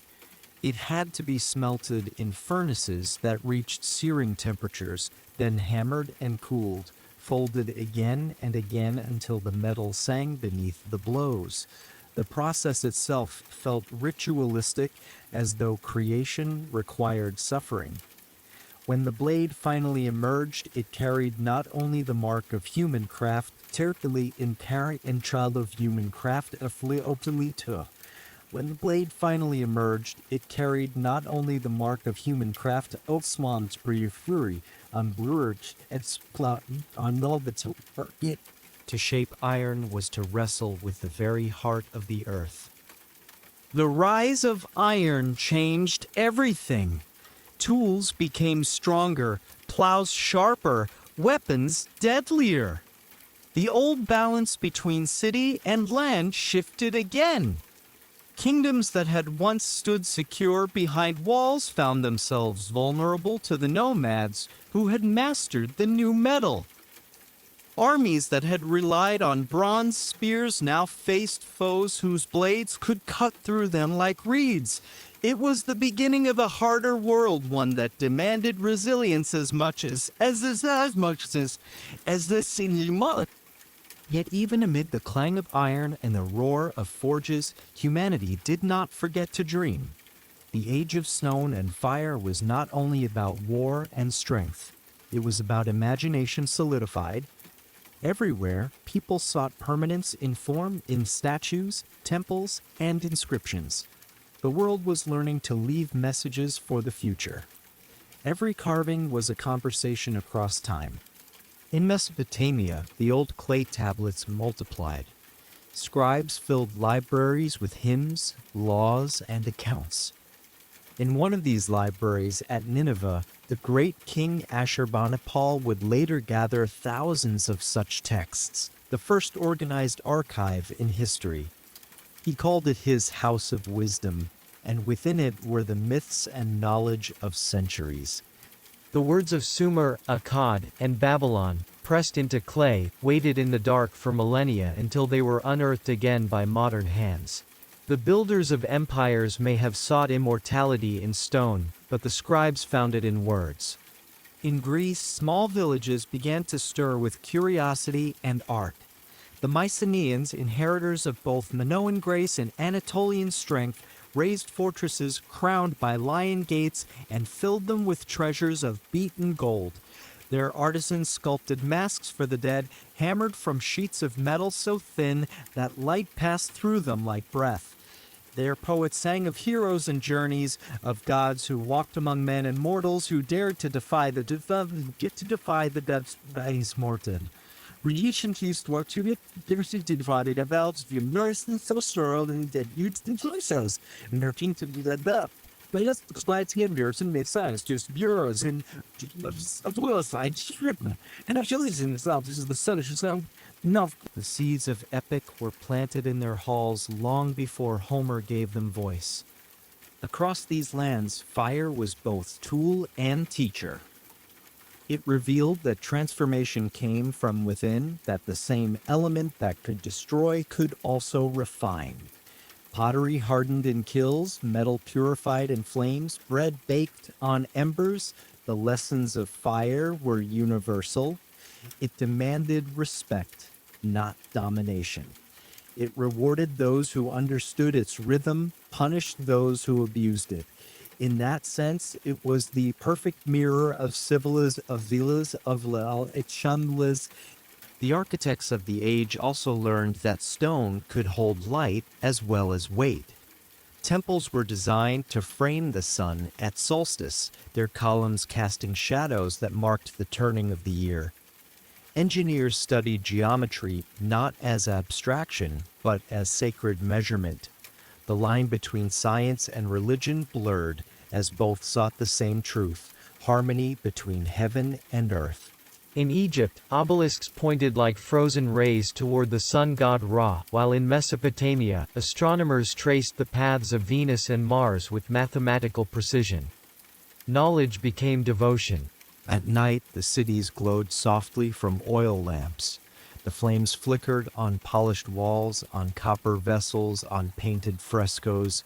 In that light, humanity saw its own reflection, fragile, luminous, fleeting. The same hands that built temples also held infants, wrote poems, and buried the dead with care. Civilization was not only a matter of survival, it was a way of remembering love, loss, and beauty. But progress never rests. As the old empires mastered iron and architecture, others rose in their shadows. Assyria, fierce and disciplined, began to forge an empire through conquest. Its armies marched with iron-tipped spears, its kings carved their victories into stone reliefs that still line museum walls today, processions of soldiers, lions, captives, and gods. The art was magnificent, but its purpose was terror. The builders of Nineveh and Nimrud knew that fear could be as lasting as faith. Theirs was an age that learned to build monuments not only to gods, but to power itself. Still, even among the conquests and cruelty, the thread of civilization endured. The same empire that burned cities also built aqueducts, paved roads, and carved libraries. The same kings who sent armies to war commissioned gardens and observatories. The dual nature of humanity, its capacity for creation and destruction, found expression in every block of stone, every flame that rose in the night. And then, as always, the wheel turned. Assyria's power waned, its arrogance eroded by rebellion and time. The fires that had once burned so brightly consumed their own fuel. The age of stone and fire, for all its splendor, began to cool. New powers gathered at the edges of the known world, Persia in the east, Greece in the west, each carrying forward what the older empires had built, each ready to transform it into something new. Yet even as old kingdoms faded, their ruins spoke. In the silence of broken palaces and empty forges, the echo of human effort lingered. The wind still swept through colonnades, whispering of ambition. The stars still shone above, indifferent yet familiar. The earth remembered the heat of 1,000 fires, and the rivers still reflected the sky. The age of stone and fire was not an era of one people or one place. It was the pulse of creation itself, the moment when humanity learned to mold not just matter, but meaning. Every temple, every tool, every sculpture was a declaration that we can shape the world, and in shaping it, shape ourselves. If you stand among the ruins of those first stone cities now in Luxor, in Hattusa, in Knossos, you can still feel their warmth. The stones retain the sun. The carvings retain the touch of hands long gone. And in that quiet heat, the story of civilization continues to hum, a melody made of firelight and dust, of endurance and dream. The wind passes over the old walls and into the open fields beyond, carrying with it the faint scent of soot and memory. Somewhere, a forge still burns, a spark still leaps from iron to air. Humanity's oldest conversation between what is fleeting and what endures still glows there, steady as the heart of a flame. Part 9, The Greek Experiment. The dawn that once rose over Babylon and Egypt now broke over a different sea. The water here was not brown with silt or heavy with reeds, but deep and endless, a blue that seemed to stretch into eternity. Scattered across this shining expanse were islands, rocky and small, each one holding a patch of olive trees, a handful of goats, and the laughter of people who refused to be tamed by empires. This was the Aegean, cradle of Greece, where the mountains met the sea and humanity discovered the courage to question itself. In these narrow valleys and high cliffs, life was hard. The soil was thin, the rain uncertain. The people could not rely on broad rivers or rich floods as the Egyptians and Mesopotamians had. To survive, they had to become sailors, traders, and thinkers. The sea became their highway, their teacher, their challenge. From the decks of their small ships, they saw the world as both vast and intimate, every horizon a possibility, every wave a reminder of day. Out of this tension between risk and beauty grew a civilization unlike any before it, restless, creative, and full of wonder. The early Greeks built their towns on hills not for spectacle but for safety. The Acropolis of each city was both refuge and symbol, stone walls rising above clusters of whitewashed houses gleaming in the sunlight. Below the walls, olive groves shimmered like silver under the wind, and shepherds led flocks across rocky paths. Life was simple, but never dull. In the evenings, as the sun melted into the sea, families gathered outside their homes to share bread, cheese, and wine, their laughter carrying into the warm air. And as night fell, the stars appeared, so close and bright that it seemed the gods themselves had lit them as lanterns to guide human thought. For the Greeks, the world was alive. Every grove had its spirit, every stream its guardian, every mountain its god. They saw divinity not as distant and unapproachable, but as woven through the fabric of nature. Zeus thundered in the storm, Poseidon churned the sea, Demeter brought grain from the earth, and Athena, born of thought itself, guided wisdom and craft. Their gods were powerful but flawed, divine yet recognizably human. They quarreled, loved, and made mistakes, just as people did. It was this recognition of imperfection that made Greek religion so intimate, so human in its scale. The divine was not perfection to be feared, but personality to be understood. The first Greek cities, or polis, began as communities bound not by kingship, but by choice. Unlike the empires of Mesopotamia and Egypt, where power descended from gods to rulers, the Greeks experimented with something different, the idea that authority could rise from the people themselves. It was not democracy as we know it yet, not in these early days, but it was the spark of it. In the open squares of their cities, citizens gathered on the spark of it. In the open squares of their cities, citizens gathered words of their cell, its bits, and kerosene swans, mori. They learned that speech could shape destiny, that words could be as mighty as weapons. Out of this discovery grew the art of rhetoric, the power to persuade, to question, to dream aloud. In Athens, the experiment reached its height. The city rose from the plains like a chorus of stone temples, theaters, markets, and homes glowing beneath the sacred rock of the Acropolis. There the Parthenon stood as a hymn in marble, its columns alive with light and shadow. It was not only a temple to Athena, but a monument to human precision. Every column leaned inward by a fraction, every step curved slightly, so that to the eye, the WordPress. In the Arabs at the light, the eye, so that so from challenge, let's solidifies the words like was is saying about key things of light, all of themselves. What is even it so every says too something. The Greeks had learned the geometry of illusion, that beauty could be achieved not through rigidity, but through the subtle play of perception.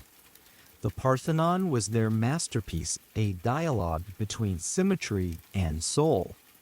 But the true revolution of Greece was not in stone. It was in the mind.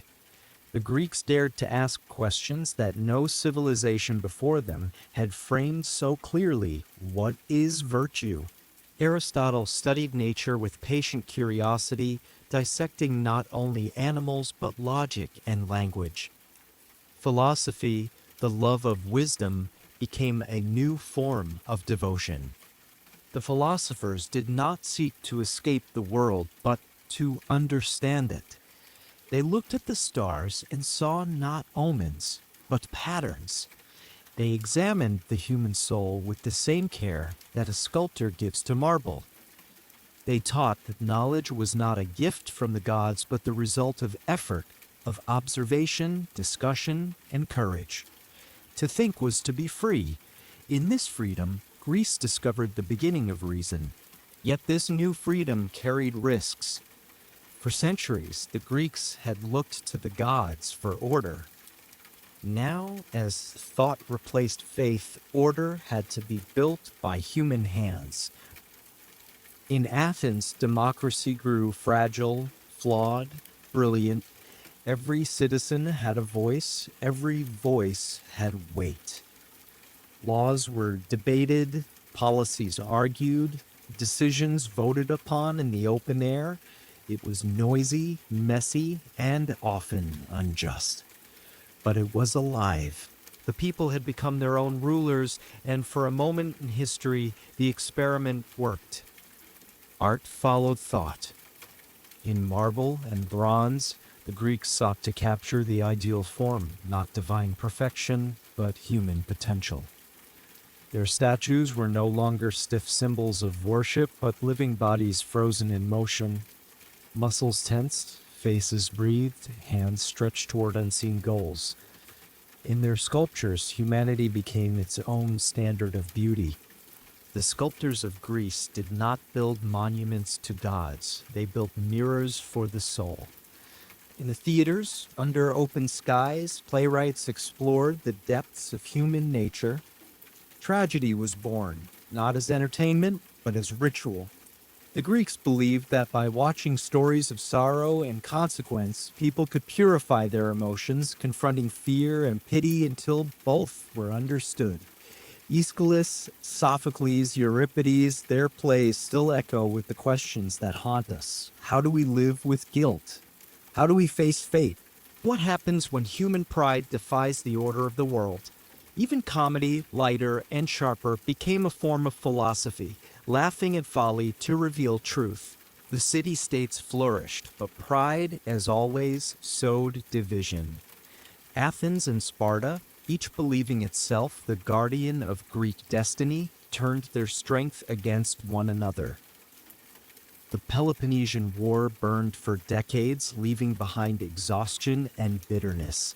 The democracy that had once seemed immortal faltered under the weight of fear. The philosophers watched in sorrow as reason gave way to power, as citizens turned against themselves. The same freedom that had built Athens also destroyed it. In the ashes of war, a young man from the north began to rise, a prince named Alexander, taught by Aristotle, driven by a vision as vast as the world itself. When Alexander marched from Macedonia, Greece became more than a place. It became an idea carried by armies, teachers, and traders across continents. The Hellenic spirit of curiosity, logic, and art traveled with him from the Aegean to the industry. Wherever he went, he founded cities named for himself, filled them with libraries, and planted the seeds of Greek thought in foreign soil. The world grew smaller under his shadow. More roar grew smaller under his shadow. More roar under his shadow. More roar. I am free. Slaver and roaring. These just what? And when he died, young and undefeated, his empire shattered. But the idea he carried did not. The Greek experiment had escaped its birthplace. It had become a pattern for civilization itself. In the centuries that followed, Greece's independence waned, but its influence deepened. Rome, rising in the west, conquered the Greek lands, but fell in love with their wisdom. Even in ruins, Greece remained alive. The temples lost their gods, the theaters their actors, the philosophers their pupils, but the stones still spoke. The sea still whispered against the rocks, and the wind still carried the scent of thyme and salt. The same sunlight that once glowed over the islands, touching columns that had withstood 1,000 storms. The legacy of Greece was not in its empire, but in its questions. Question is loud. If you walk among the ruins of Athens today, the air hums with echoes. The stones are pale and warm beneath your feet. The columns of the Parthenon rise like ribs of a great creature still breathing. Tourists pass, cameras clicking, but if you close your eyes, you can still hear sandals on marble, the murmur of debate, the laughter of children chasing through the agora. The same wind that once lifted sails in the Aegean still brushes your face. You can feel what the Greeks once felt, that the human mind, like the sea, is vast, restless, and filled with light.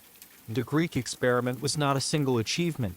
It was an awakening, the moment when humanity learned that truth is not given but discovered, that beauty is not perfection but harmony, that freedom is not a gift but a practice. Its temples may be broken, its statues chipped, but its spirit endures wherever people choose to think, to speak, to build, and to hope. Greece taught the world that civilization is not merely the rail that civilization is not merely the rail that civilization is not merely the rail that with the re is merely the race growth line couplet. The rail that civilization is not merely the regor, the route merely the re-kills of Nicholas or Tor. It Greece, as the sun sets over the Aegean, the islands darken one by one, their outlines fading into the endless blue. The water glows gold, then crimson, then black. Somewhere a fisherman's lantern flickers in the distance, a small, steady flame on an ancient sea. It is the same light that once guided ships from Troy, that once glimmered on the helmets of hoplites, that once shone upon marble philosophers at dawn. It is the light of thought itself, once shone upon marble philosophers at dawn. Part 10, The Roman Machine. Long after the voices of Greece had quieted over the Aegean, another voice began to rise from the west, deeper, firmer, and more deliberate. It came not from islands or shining temples, but from a cluster of huts built beside a muddy river. The people who lived there called themselves Romans, and though they began humbly, their vision was vast. They would inherit the dreams of all who came before, Sumer's order, Egypt's endurance, Babylon's law, and Greece's reason, and bind them together into something new, an empire built not merely of stone, but of discipline. At first, Rome was a village like any other. Shepherds grazed their flocks along the hills. Farmers tended small fields of barley and beans. The wind carried the scent of wet grass and smoke. The 7 hills that would later define the city were simple ridges then, dotted with wooden huts and narrow paths. The people were rough, practical, and superstitious. Their gods lived in the hearth, in the trees, in the open sky. They did not carve vast temples in schools or specifilis and trees in the open sky. They did not carve vast temples.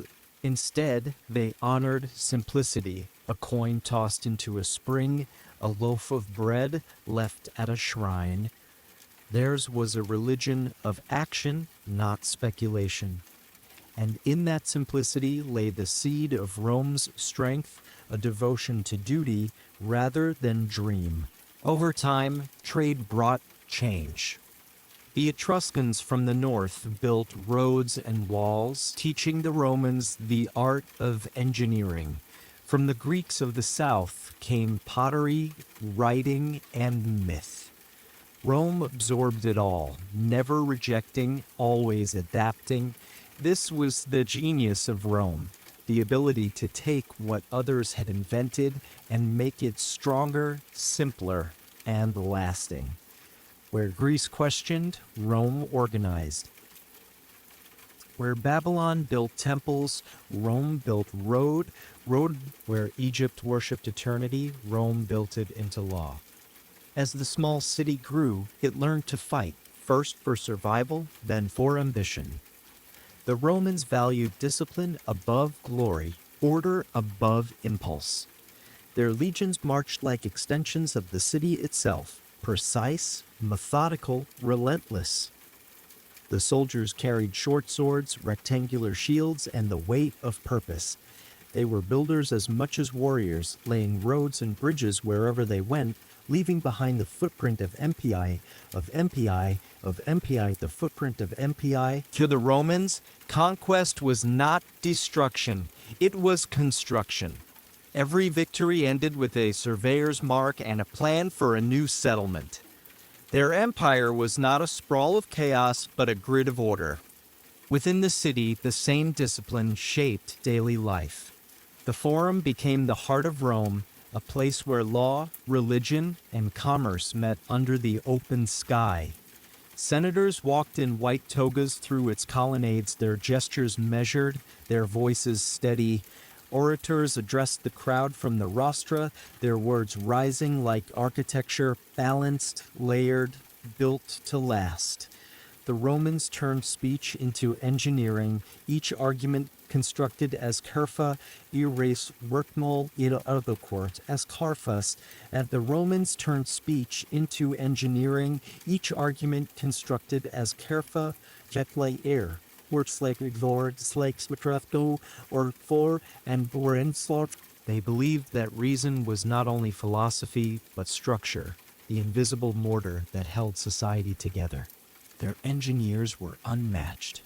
They carved roads straight through mountains, arched bridges over rivers, and raised aqueducts that carried water across valleys for miles. Each stone was cut to fit the next without mortar, each arch designed to bear the weight of time. They understood geometry not as abstraction, but as survival. A Roman road could outlive the empire itself, and many did. Along those roads marched traders, soldiers, and ideas, moving in both directions, connecting the empire like veins beneath skin. In the countryside, villas spread across the hills. Olive groves shimmered in the sunlight, vineyards climbed the slopes, and the air smelled of time and dust. Farmers rose before dawn, their lives measured by the rhythm of the land. In the city, life was busier.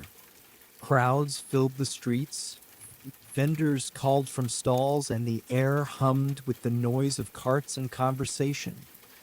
The Romans built public baths where rich and poor alike could wash, talk, and debate. Civilization had become a system, a machine powered by human hands, kept alive by ritual and regulation.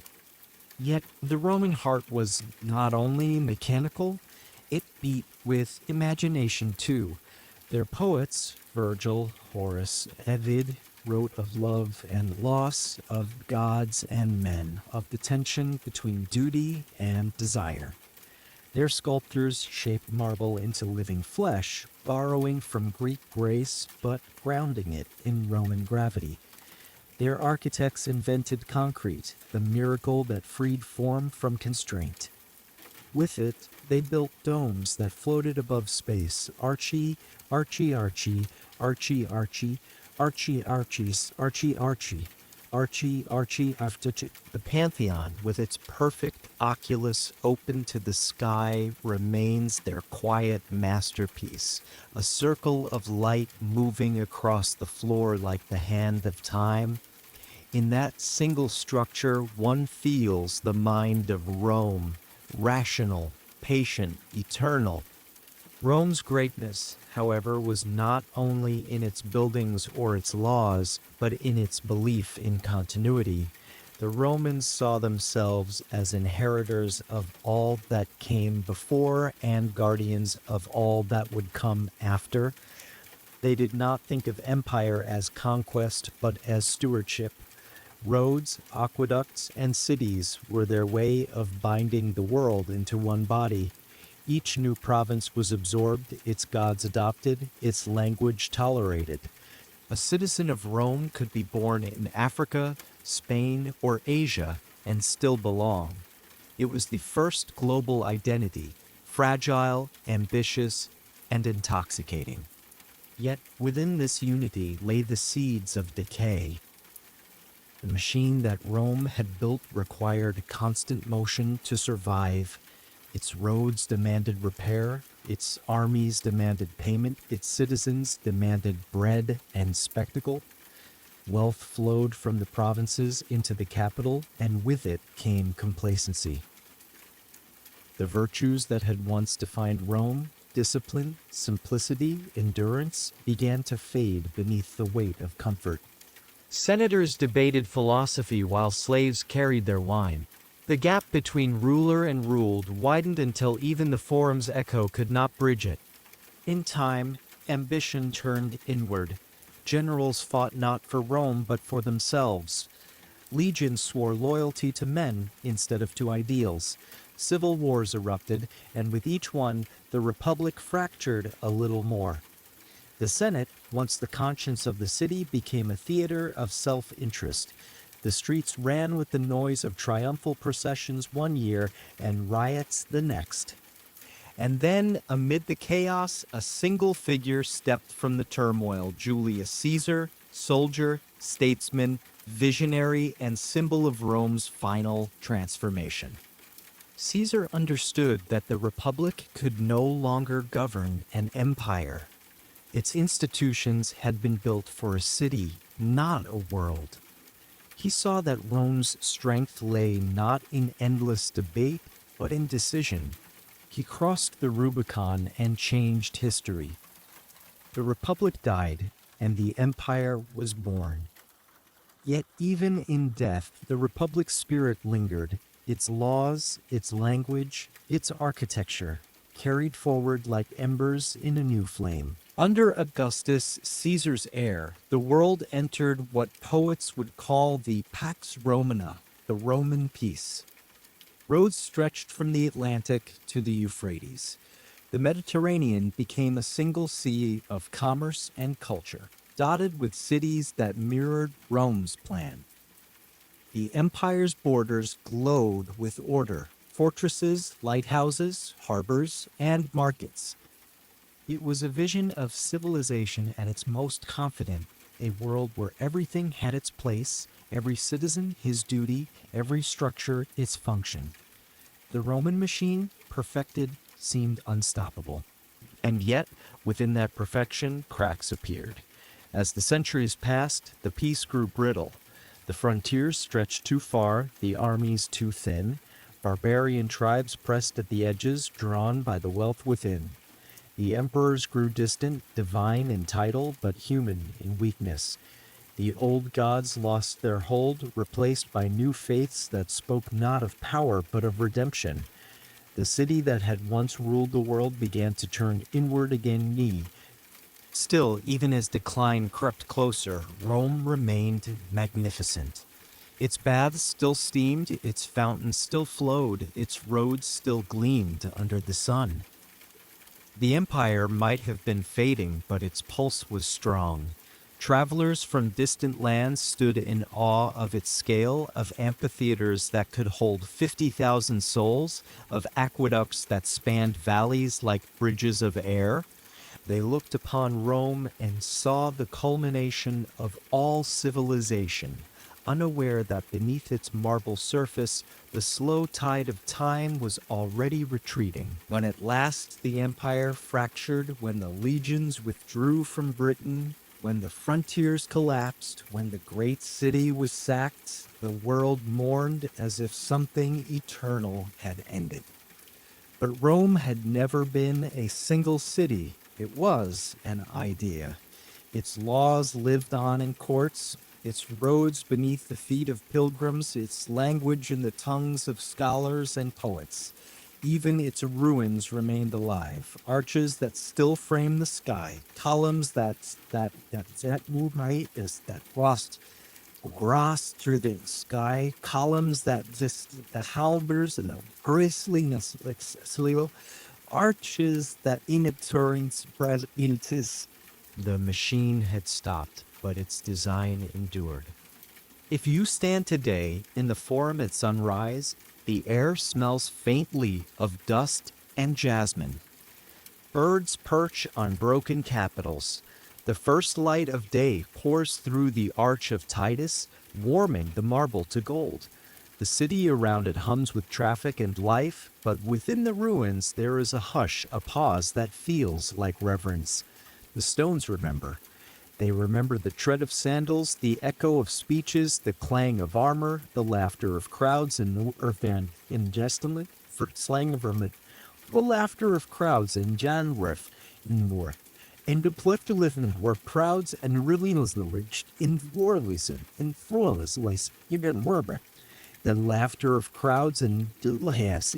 They remember a civilization that believed it could build forever, and in a way did. Rome was not immortal in body, but in influence. It taught the world how to measure, how to organize, how to endure. Its laws became the spine of nations. Its language seeded the roots of countless words. Its architecture shaped the skylines of ages. The Roman machine may have fallen silent, but its rhythm continues in every road that runs straight, in every building that arches upward, in every system that seeks order in the chaos of Huma, or Nefri system that seeks order in the chaos of Huma, or Trans over Ufer.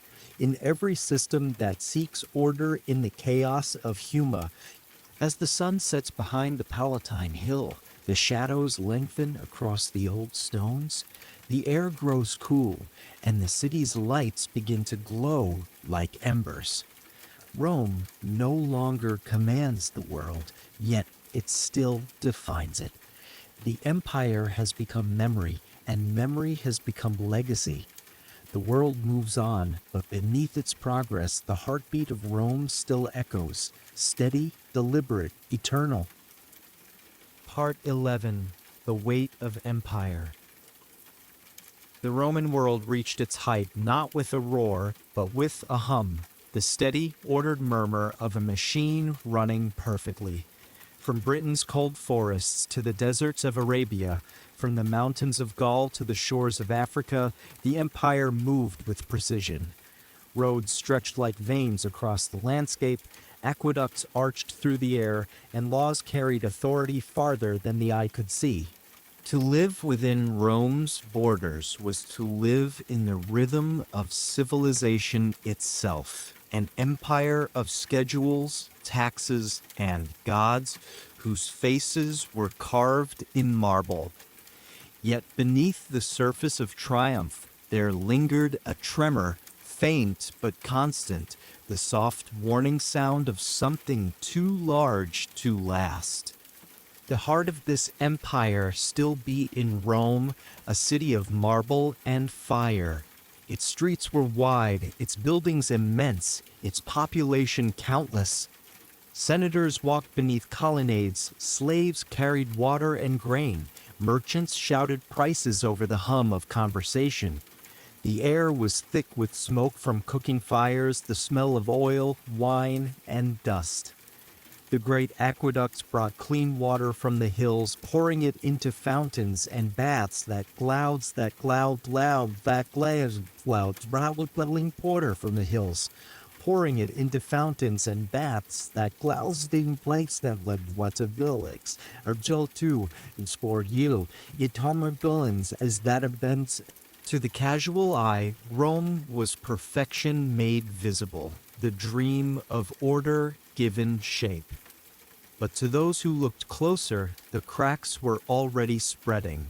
The empire had become too vast, its administration too complex.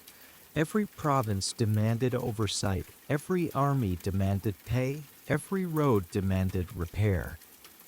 Gold and grain flowed toward the capital like a tide that never stopped, yet it was never enough. The economy that had once fed on conquest now had to sustain itself without expansion. Taxes rose, debts multiplied, and corruption seeped into the very institutions that had once been at the very institutions that had once been Governors enriched themselves, soldiers deserted for lack of pay, and the Senate, that proud guardian of Roman virtue, argued endlessly over who was to blame. Yet life went on. In the villas of the wealthy, mosaics glimmered with scenes of hunting and harvest. In the slums of the poor, families crowded together under roofs of tile and timber, living from day to day on bread distributed by the state. The famous bread and circuses that poets scorned were, for many, not decadence, but survival. In the Colosseum, gladiators fought under the gaze of tens of thousands, their blood feeding the empires.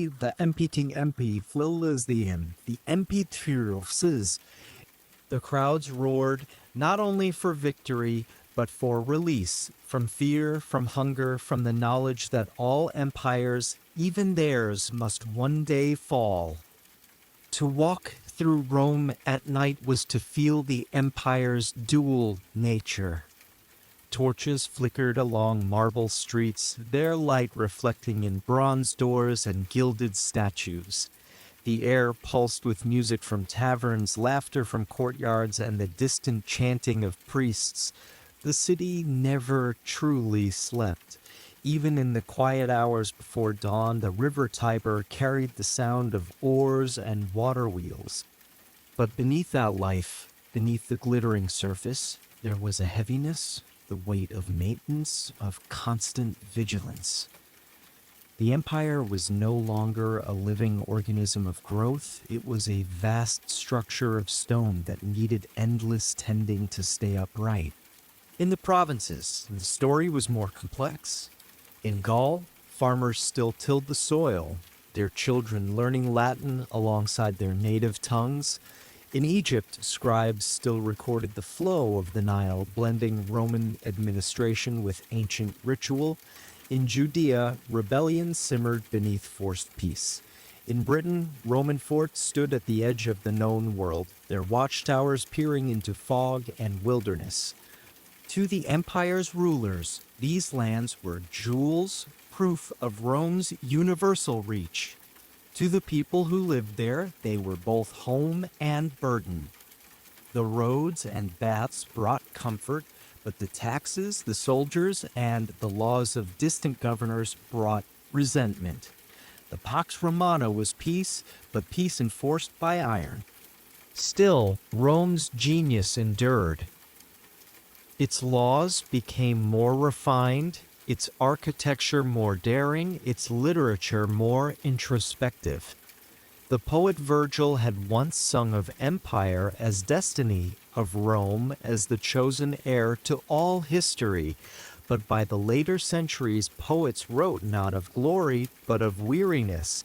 The philosopher Seneca warned of luxury's poison. Marcus Aurelius, emperor and thinker, wrote his meditations at the frontiers, his words yentrus, as gens, words gen, his words gen, his words gen, to the Vulcans. The universe is change, he wrote. Our life is what our thoughts make it. His calm stoicism reflected a world beginning to sense its own impermanence. The empire's rulers no longer dreamed of endless conquest. They dreamed of stability, of rest, a luxury no empire could afford. The Roman army, once the symbol of invincibility, became a mirror of decline. It was still vast, still disciplined, but its spirit had changed. The soldiers were no longer citizen farmers fighting for the Republic, but professionals, often foreigners hired for pay. Loyalty could be bought, but not forever. The legions still marched, still built roads and bridges, still carved the eagle into stone, but their purpose had blurred. They fought to defend borders that stretched too far under emperors who changed too often. Every few years, the empire tore itself apart in civil war as generals proclaimed themselves saviors and armies answered to ambition rather than law. The machine turned on itself. And yet, even as chaos brewed, beauty continued. The architects of Rome kept building, as if to defy time. The great baths of Caracalla rose like mountains of stone, their walls lined with marble and gold, their vaults soaring high above steaming pools. There, the citizens of Rome bathed, exercised, read poetry, and debated politics, a whole city within a building. The scale was almost unimaginable, and so was the labor it demanded.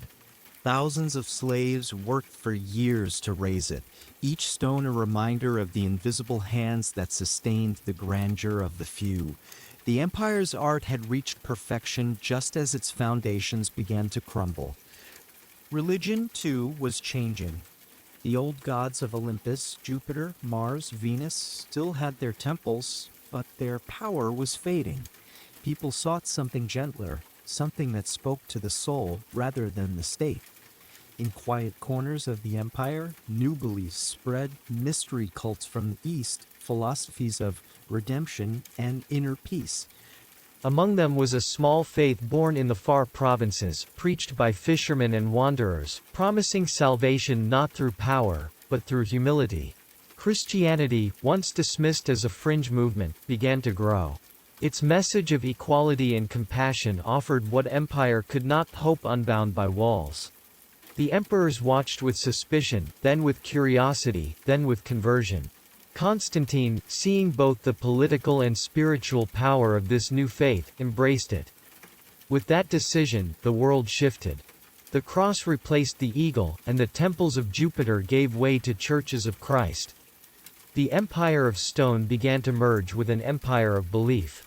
The old order did not collapse in a single day, it transformed, slowly, painfully. Rome learned to speak a new language, one of soul instead of sword. But faith could not rebuild what time had worn down. The frontiers grew restless. Germanic tribes pressed against the borders, seeking refuge, trade, and, when refused, conquest. The armies, stretched thin, could no longer defend every wall. The emperors divided the empire between east and west, hoping that two thrones might bear the burden one no longer could. The eastern capital Constantinople gleamed with fresh ambition, while the west rested. The eternal city had become an echo, its people walking among the shadows of their ancestors' greatness. When the invaders finally reached Rome's gates, they did not find the city of legends. They found a hollowed heart, still proud, still beautiful, but exhausted. In 410 CE, when the Visigoths entered, the world trembled. Rome, unconquered for 800 years, had fallen, yet even in defeat it did not die. The city burned, but its spirit endured in parchment and stone, in memory and law. The idea of Rome, order, unity, civilization survived long after its empire crumbled. In the centuries that followed, what had been lost in power was preserved in legacy. The monks who copied texts in cold monasteries kept Latin alive. The engineers who studied broken aqueducts learned again how to build. The poets who gazed at the ruins found new meaning in the endurance of beauty amid decay. Rome became not an empire, but a memory, and memory, unlike empire, does not fall. Today, if you walk through the ruins of the baths of Caracalla or beneath the Arch of Constantine, the scale still overwhelms. The arches frame the same sky that once looked down upon emperors and slaves alike. Grass grows between the cracks of marble floors once polished by sandaled feet. The air smells of dust and sunlight. Time has softened everything, yet the order remains, the precision of line, the symmetry of design. Even in ruin, Rome's mind is Latin's mind as low. Rome's mind is of Zeinram, is mind's mind. Even in ruin, Rome's mind is Mahler's, Rome's mind is Los Laudes Valles, Baros, it's was like Rouse.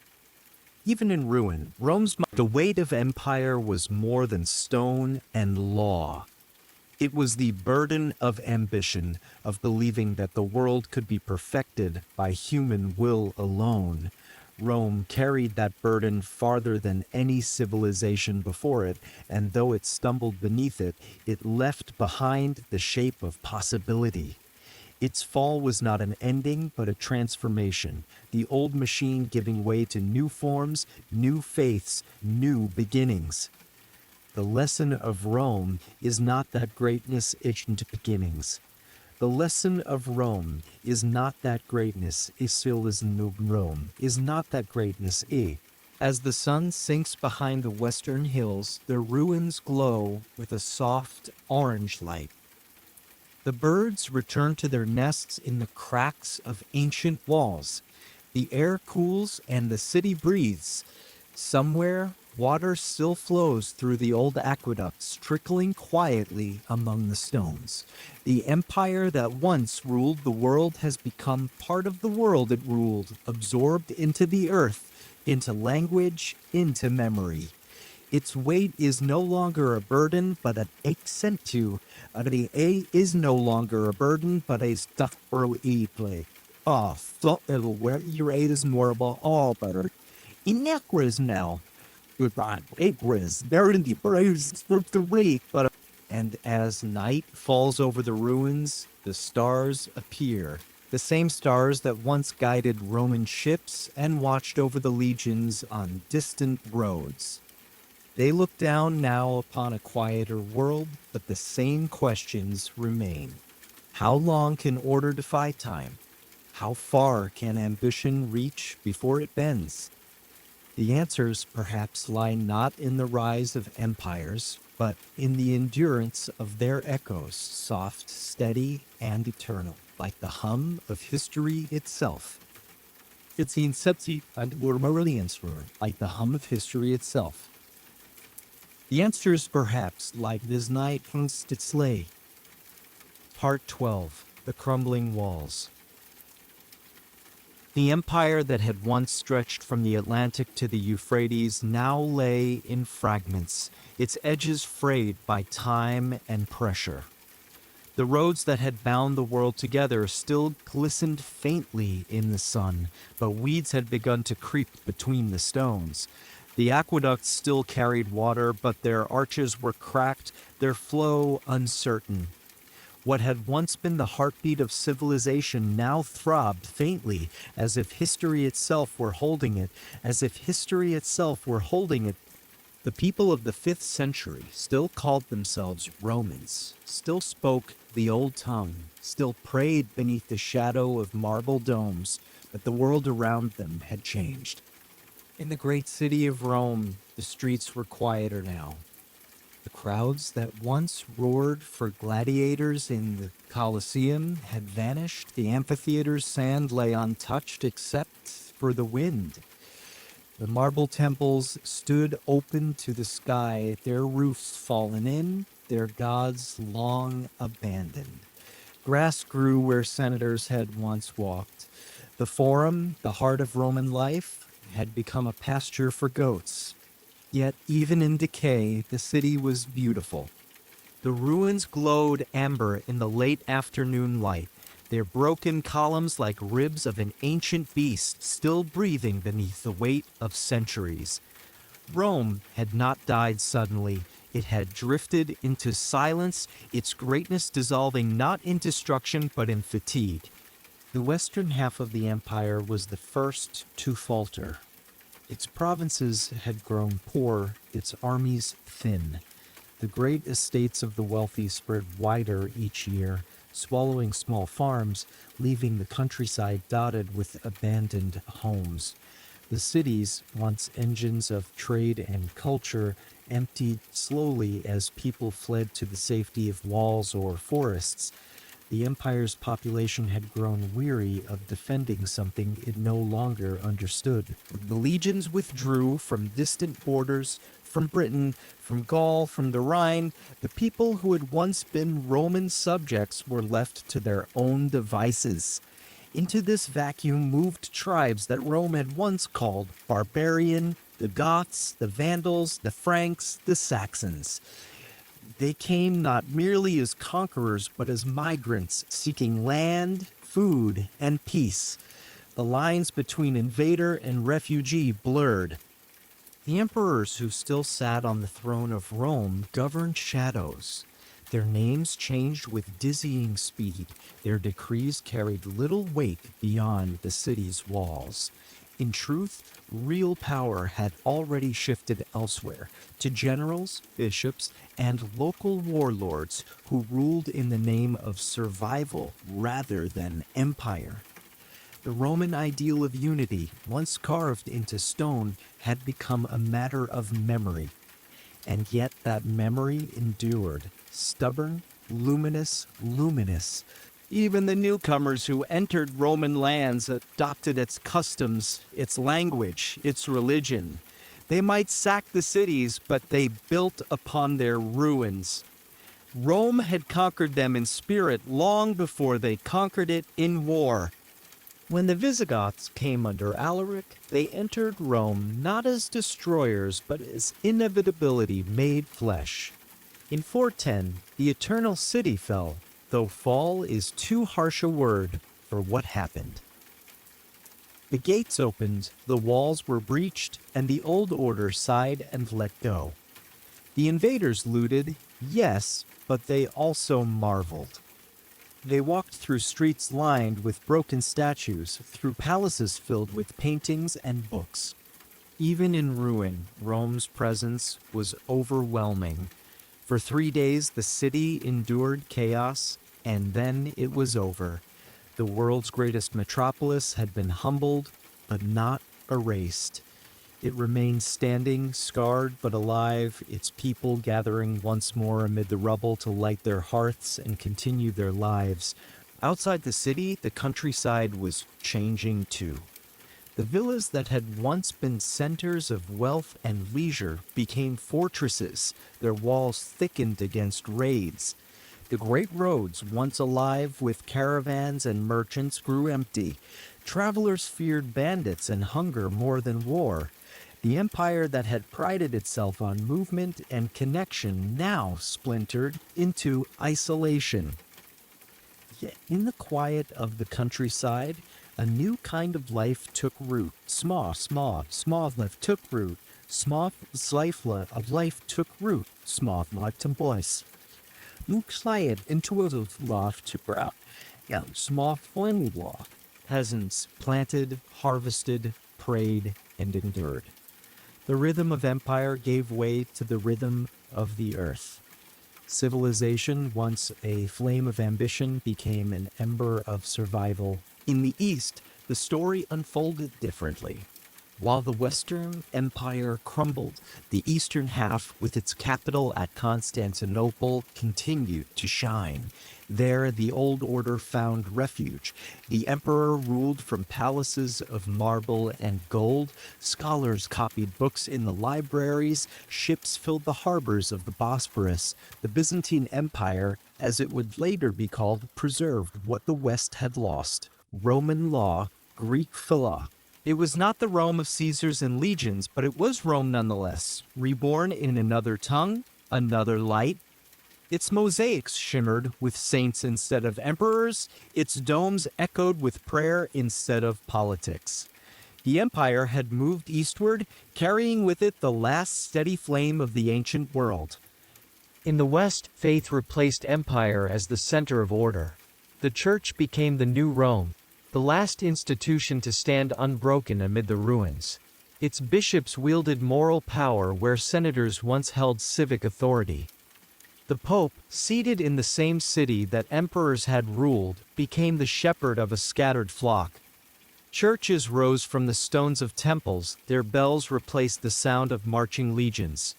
The faith that had once been persecuted now became the glue of civilization. It offered what the empire could not, meaning in the face of loss. The fall of Rome, once unthinkable, came to be seen not as an end, but as part of a divine plan, a prelude to redemption. Still, not everyone welcomed this new order. There were those who looked upon the ruins and mourned the world that had been. In the decades after the fall, the philosopher Boethius wrote his Consolation of Philosophy from a prison cell, blending reason and faith in one last echo of Roman intellect. His words, calm and resigned, became a bridge between eras, the voice of antiquity speaking to the medieval dawn. He wrote that fortune turns like a wheel. In his quiet acceptance lay the wisdom of centuries. The transformation of the empire was not sudden. It was slow, like stone wearing down under rain. The Vandals took North Africa. The Visigoths ruled in Spain. The Ostrogoths governed Italy for a time until the Byzantines reclaimed it, only to lose it again. The Western Empire, in name, lingered, an emperor crowned then forgotten until 476, when the last Roman emperor, Romulus Augustulus, was deposed by a Germanic chieftain named Odoacer. No armies clashed, no temples burned. One world simply handed its keys to another. The ancient world had ended not with fire, but with a sigh. And yet, in that sigh was continuity. The new rulers of Europe did not erase the Roman legacy, they inherited it. They used its roads, spoke its language in fragments, governed with its laws. The dream of Rome became the foundation of their own kingdoms. Centuries later, when a Frankish king named Charlemagne was crowned emperor by the Pope, the title he claimed was not new. It was the same that Caesar and Augustus had once borne. Rome had Farbin, and Ferns, Rome had Ferns, Rome and Dritz, and Portugal. Rome had Farb, was Langtrulv. Rome had Frelo. Rome had Fur. It lingered, invisible but omnipresent, shaping everything that came after. In this long dusk between empires, humanity learned again to be patient. The grand monuments were no longer built. The marble quarries lay silent. But in monasteries tucked away in valleys and hills, monks preserved the old world by hand. By candlelight, they copied the works of Plato, Aristotle, Virgil, and Cicero onto parchment. Their pens scratched softly across the page while wind howled outside their stone walls. Civilization, reduced to ink and prayer, survived the centuries of storm. Outside those walls, new languages were forming, born from the fragments of Latin, Italian, French, Spanish, Portuguese. The empire's tongue had broken apart, but continued to sing. The cities that remained grew around cathedrals instead of forums, markets instead of temples. Life went on, smaller and more uncertain, but still threaded with memory. The people plowed the same fields their ancestors had, drew water from the same wells, and told stories of the days when the world had been one. The ruins around them became landmarks, not of loss, but of lineage.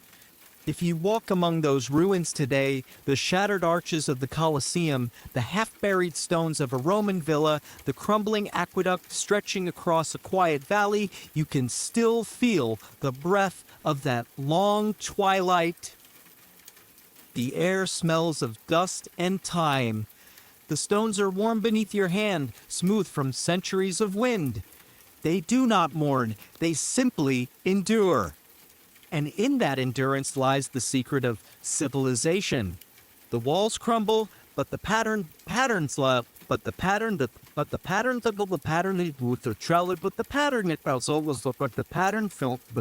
solution. Each age builds upon the bones of the last, carrying forward not perfection, but persistence. The fall of Rome was not the end of history. It was the beginning of renewal. The necessary pause before the next breath. Out of its ruins would rise cathedrals, kingdoms, universities, and eventually nations. The marble of the empire would be recut into the stones of the Middle Ages, and its laws would become the foundation of modern justice. The echoes of its language would become the words of poets and lovers. Even in ruin, Rome remains. As the sun sets over the remnants of its walls, the horizon glows gold, then deepens into violet. The birds settle on the arches, the air cools, and the shadows stretch across the grass. In the distance, the bells of a church ring, soft, rhythmic, eternal. Their sound blends with the whisper of wind through the ruins, and together they create a harmony older than memory. The empire may have fallen, but its spirit still lingers in every ord. Civilization, though fragile, is never lost. It merely changes form, carrying its past within it like the seed of tomorrow. Part 13, The Medieval Patchwork. When the light of Rome dimmed, the world did not plunge into total darkness. It flickered, hesitated, and then began to glow again, faintly, unevenly, like embers scattered across a wide plain.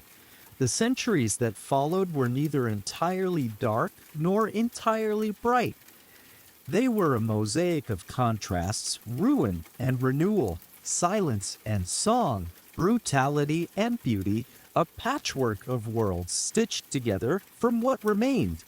The old order had fallen, but its pieces still shimmered, waiting to be rearranged into something new. Across Europe, the land itself changed shape. Forests crept back over abandoned villas, roads crumbled into dust, and cities shrank into fortified towns. Yet even in decay, the Roman skeleton endured.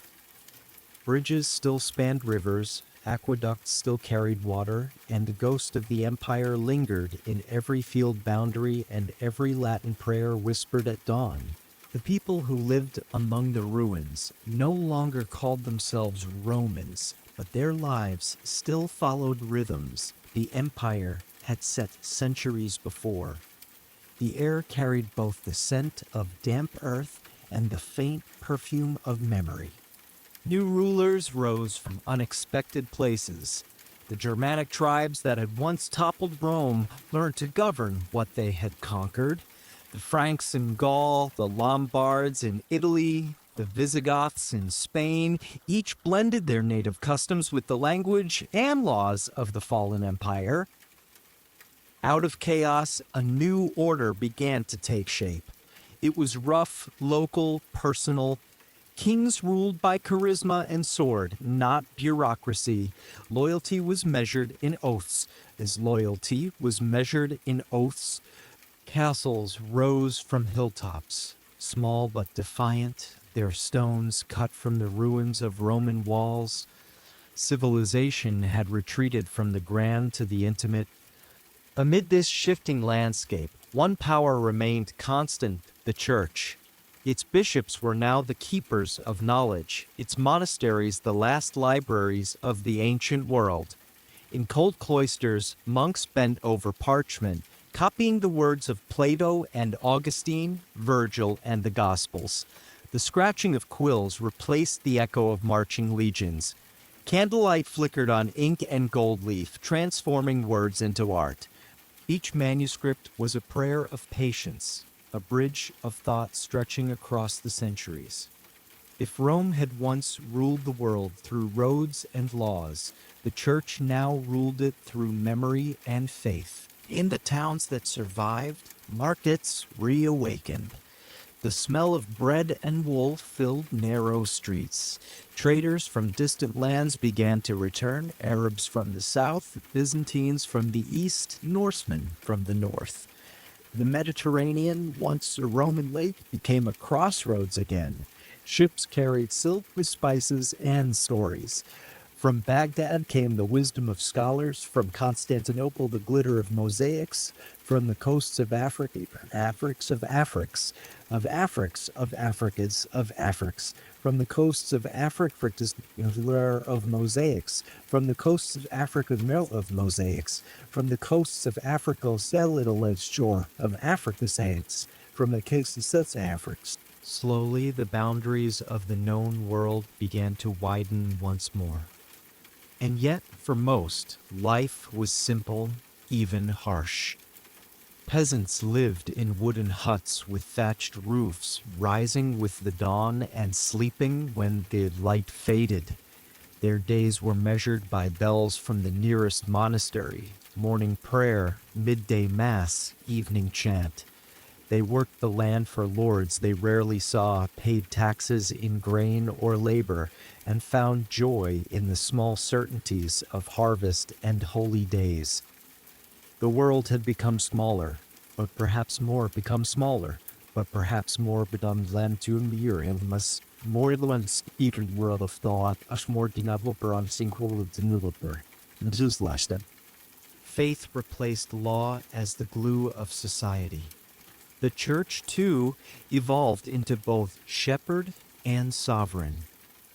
Pilgrimages began, long journeys to holy places that wound across mountains and fields. Along those roads, inns and villages grew, linking regions that had once been strangers. A peasant from France might walk to Rome, to Santiago, or to Jerusalem, his path lined with crosses and candles. Each journey was both physical and spiritual, a quiet echo of the Roman roads reborn through faith. The empire's geometry lived on in devotion. Far to the east, the Byzantine Empire still gleamed, a living thread of continuity. Constantinople, ringed with walls of stone and gold, was the beacon of the old world, its markets crowded, its scholars learned, its churches radiant with mosaics that shimmered like trapped sunlight. Greek, Latin, Arabic, and Persian mingled in its streets. The city was a living museum of civilization, a bridge between ancient and medieval, between ancient and medieval, between between ancient and medieval, between ancient and metal, between. When travelers from the west arrived, they stared in awe at its domes and riches, unaware that they were glimpsing the last surviving flame of antiquity. In the north, new cultures stirred. The Norsemen, fierce sailors from Scandinavia, began to explore and raid, their longships slicing through fog and tide. They plundered monasteries, yet they also traded, settled, and slowly adopted the very faith they once scorned. Their voyages carried them down rivers into Russia, across the North Atlantic to Iceland, Greenland, and even the shores of North America. Though their raids spread fear, their curiosity their curiosity is slim, their blades spread fear, their curiosity. Each voyage was a reminder that even in times of uncertainty, the instinct to explore never fades. The Islamic world, meanwhile, was entering its own golden age. From the deserts of Arabia to the libraries of Baghdad and Córdoba, knowledge flourished. Mathematicians charted the stars, physicians studied the body, philosophers debated logic and faith.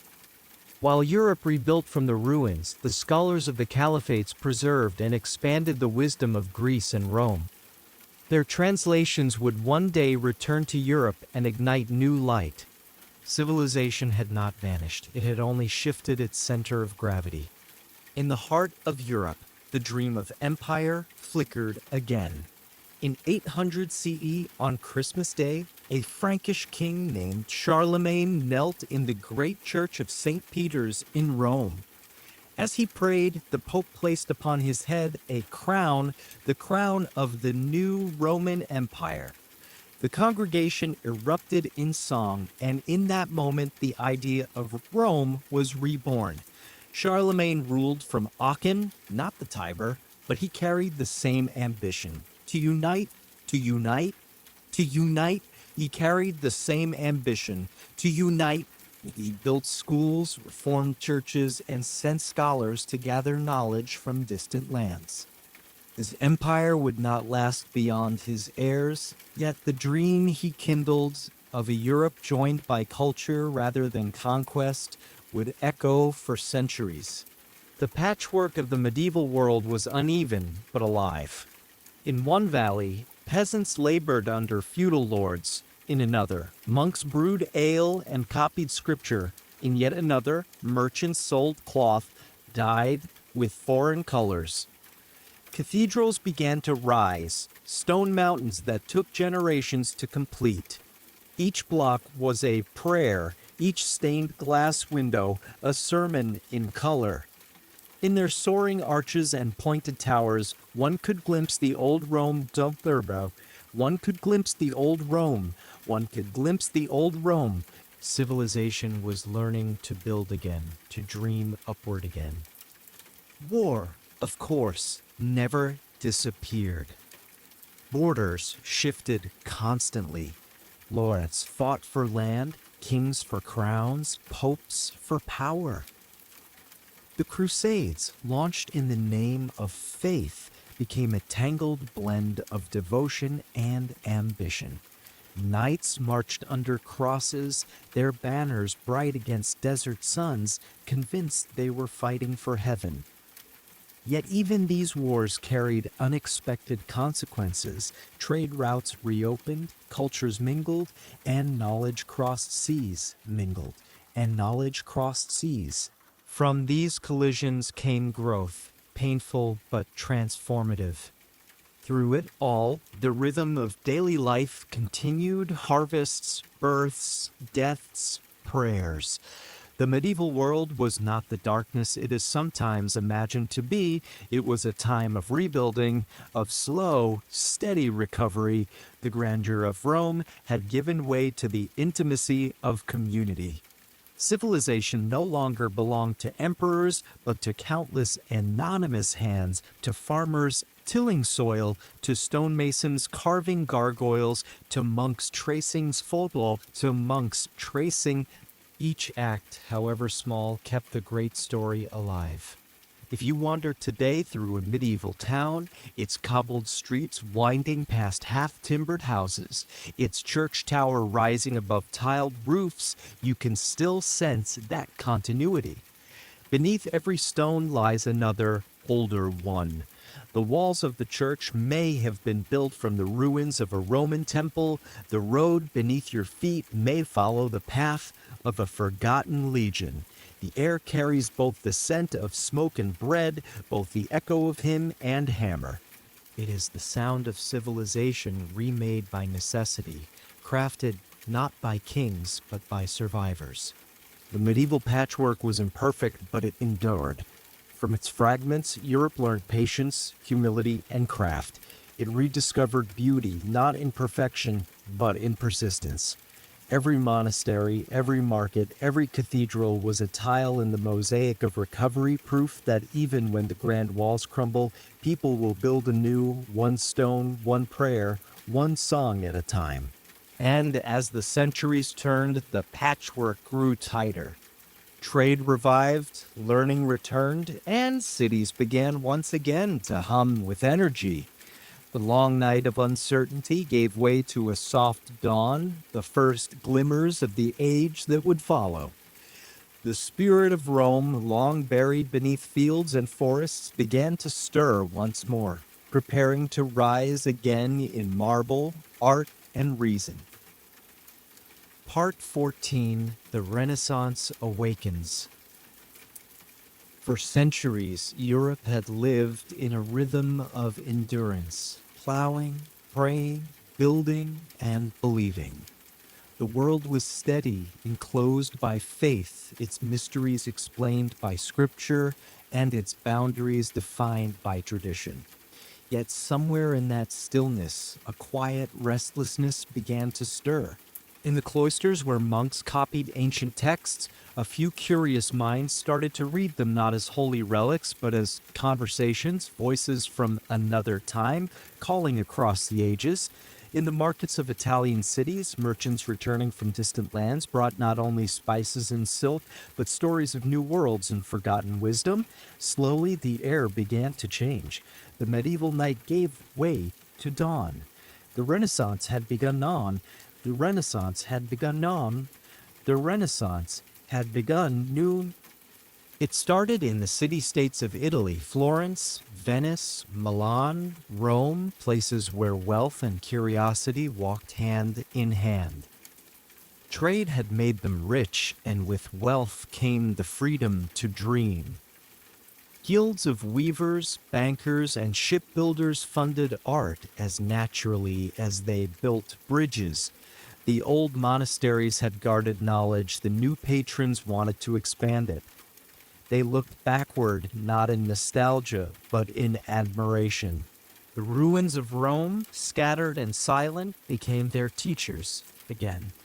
Columns half buried in dust were measured and drawn, statues missing limbs were studied for proportion, faded manuscripts were copied and debated. The past, once seen as fallen, was reborn as inspiration. In Florence, the heart of this awakening, the city buzzed with the sound of hammers and argument. Stonecutters shaped marble for new cathedrals, painters ground pigments into powder, and scholars argued over Latin translations in candlelit rooms. The air smelled of wet plaster and ink. In workshops called bodog, masters taught apprentices the delicate marriage of craft and vision. A young artist might spend years learning how to mix colors is learning how to mix colors. Art was not a profession, it was devotion. And from that devotion rose miracles of beauty, frescoes that glowed like sunlight through glass, sculptures that seemed to breathe, buildings that turned geometry into grace. The rediscovery of perspective changed everything. Artists like Brunelleschi and Masaccio studied how lines converged, how distance could be captured on a flat wall. The result was revolutionary.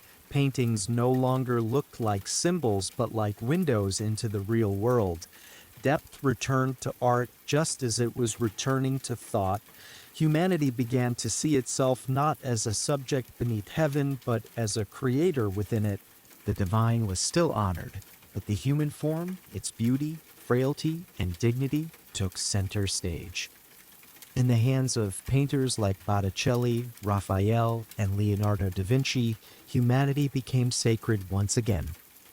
Leonardo embodied the new spirit more completely than any other. He was painter, inventor, anatomist, engineer, and philosopher, a man who refused to separate art from science. His notebooks, filled with sketches of flying machines and muscles, of rivers and faces, read like maps of the human mind discovering its own potential. To Leonardo, everything was connected: the motion of water, the structure of a leaf, the smile of a woe. His Mona Lisa was not merely a portrait, it was a meditation on mystery itself, the meeting point between observation and wonder. In nearby Florence, Michelangelo worked in marble, his hands guided by both fury and faith. To him, every block of stone contained a hidden figure, and his task was not to create, but to release it. When he carved David, the young shepherd stood not as a boy preparing for battle, but as a symbol of human confidence, the triumph of thought over brute force. In the dome of St. Peter's Basilica, he left behind something larger still, a vision of heaven built by human hands, a structure so vast it seemed to defy the limits of earth itself. The Renaissance was not content to admire creation, it sought to match it. While artists transformed sight, thinkers transformed the mind. Scholars like Petrarch, Erasmus, and Pico della Mirandola turned to the texts of ancient Greece and Rome, reading them not for obedience but for insight. They called themselves humanists, for their faith lay in humanity's capacity to reason, to create, to grow. They believed that man was not a fallen creature crawling towards salvation, but a being capable of understanding and shy of The universe was no longer a stage for divine will alone, it was a living book waiting to be read. In Venice, the printing press amplified that awakening. Words that had once taken years to copy by hand could now be multiplied in days. Knowledge, once confined to monasteries and courts, spilled into the hands of merchants, students, and travelers. Books became the new roads of the mind. They carried philosophy, science, and poetry from one corner of Europe to another. The world's thoughts began to circulate again, faster than armies could. The Renaissance was not only a rebirth of art, but of communication, a reweaving of the human conversation. Music, too, changed its tone. The solemn chants of the Middle Ages gave way to harmony and emotion. Composers like Palestrina filled cathedrals with layered voices that seemed to lift the soul upward, while others began to write for courts and festivals, turning music into celebration. The air of Europe was alive again with sound, the echo of choirs, the pluck of lutes, the murmur of students reciting poetry in university halls. Every Indian. The sciences shared in this new clarity. Astronomers looked to the heavens not for omens, but for patterns. Copernicus quietly suggested that the Earth might not be the center of the universe at all, a thought that would take generations to unfold. Anatomists dissected bodies in the pursuit of truth, revealing the intricate beauty of creation itself. Engineers built machines that harnessed wind and water, anticipating revolutions still century. The world once viewed as fixed began to move again. Religion, too, felt the tremor of change. Faith did not vanish, it deepened, questioned, and diversified. The Reformation erupted like a storm, tearing at the unity of the Church, yet forcing it to renew itself. Luther's hammer on the church door in Wittenberg echoed far beyond theology. It symbolized the right to question, the courage to think independently. The wars that followed were bitter, but the dialogue they provoked reshaped Europe. Faith became personal again, less about empire, more about conscience. The individual, long a shadow beneath crown and altar, now stood upright, thinking, believing, doubting, and choosing. In cities, new institutions rose: universities, academies, libraries. Learning was no longer confined to cloisters but brought into public light. Students debated Aristotle and argued geometry under the open sky. Wealthy patrons collected books as treasures, their bindings embossed with gold. A merchant might quote Cicero as easily as he balanced his accounts. Knowledge became fashionable. Curiosity itself was a virtue. The Renaissance was not a single event or place. It was a shift in the way humanity saw itself, a turning of the gaze from heaven to earth, from eternity to the moment. It celebrated life not as a test, but as a masterpiece in progress. Painters captured light as though trying to hold time still. Poets wrote of love and loss as sacred experiences. Everything pointed to harmony, the belief that the world, if understood correctly, could reveal divine order within its very chaos. Yet, for all its brilliance, the Renaissance was still human, fragile, inconsistent, filled with contradictions. The same cities that commissioned art also waged war. The same minds that studied beauty also engineered conquest. The same thirst for discovery that mapped the stars also drove explorers across oceans where curiosity met greed. The age of exploration opened the world wider, but it also brought exploitation and tragedy. Progress, as always, carried its shadow. Still, the light could not be contained. By the 15th century, Europe had awakened fully. Painters filled canvases with the faces of ordinary people, scientists recorded the laws of motion, architects built cities that glowed with balance and order. A traveler crossing the continent would have seen cathedrals and domes rising beside ancient ruins, new bridges over old rivers, and everywhere a sense of motion, of confidence. Humanity had a evde, in Ruthnasof Nasrif. Humanity had a ein so. Humanity had a judge, a great resolve and tersive. If you walk through Florence today, you can still feel that pulse. The Arno glitters beneath its bridges, the narrow streets smell of stone and bread. The frescoes inside Santa Maria del Fiore glow with colors that have not faded. The statues stand in their quiet strength, every curve and gesture a dialogue between flesh and eternity. In their presence, time feels suspended, as if the world were still holding its breath in admiration. The Renaissance was more than an age of art. It was the rediscovery of the human spirit, the realization that knowledge and beauty were not opposites of faith, but its deepest expressions. It was the moment when the ancient and the modern clasped hands, when the fragments of forgotten empires were fitted together into something new and living.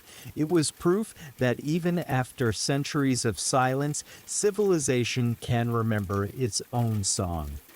And as the sun sets over the domes and towers of Italy, the marble turns to gold, and the air hums with the quiet rhythm of continuity.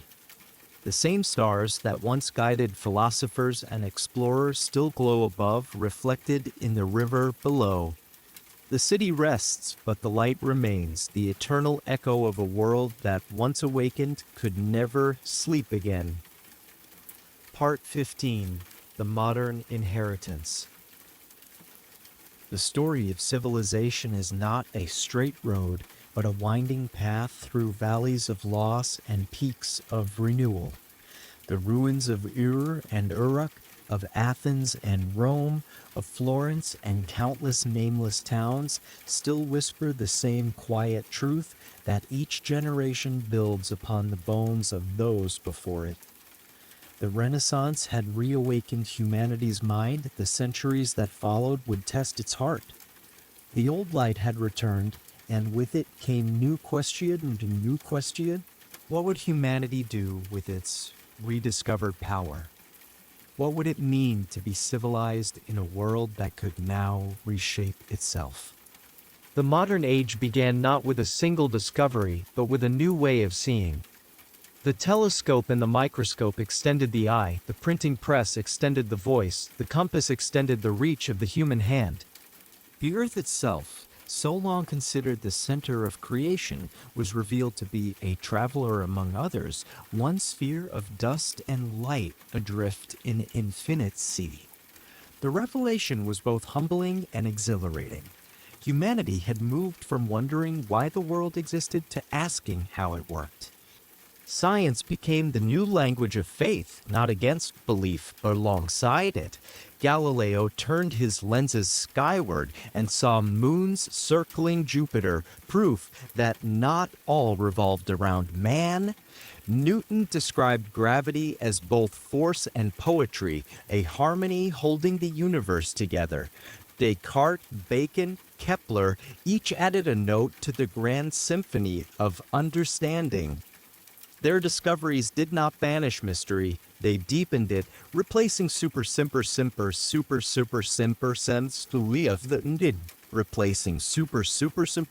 replacing of that supersimple. They deepened it, replacing of warriors. The universe was not less miraculous for being known, it was more so.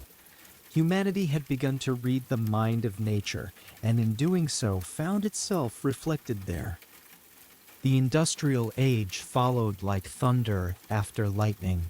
In the fields and cities of Europe, smoke rose from new engines that turned fire into motion. The rhythm of the world changed from seasons to seconds. Factories hummed where once had been fields, and rivers ran black with progress. The power to create became the power to multiply.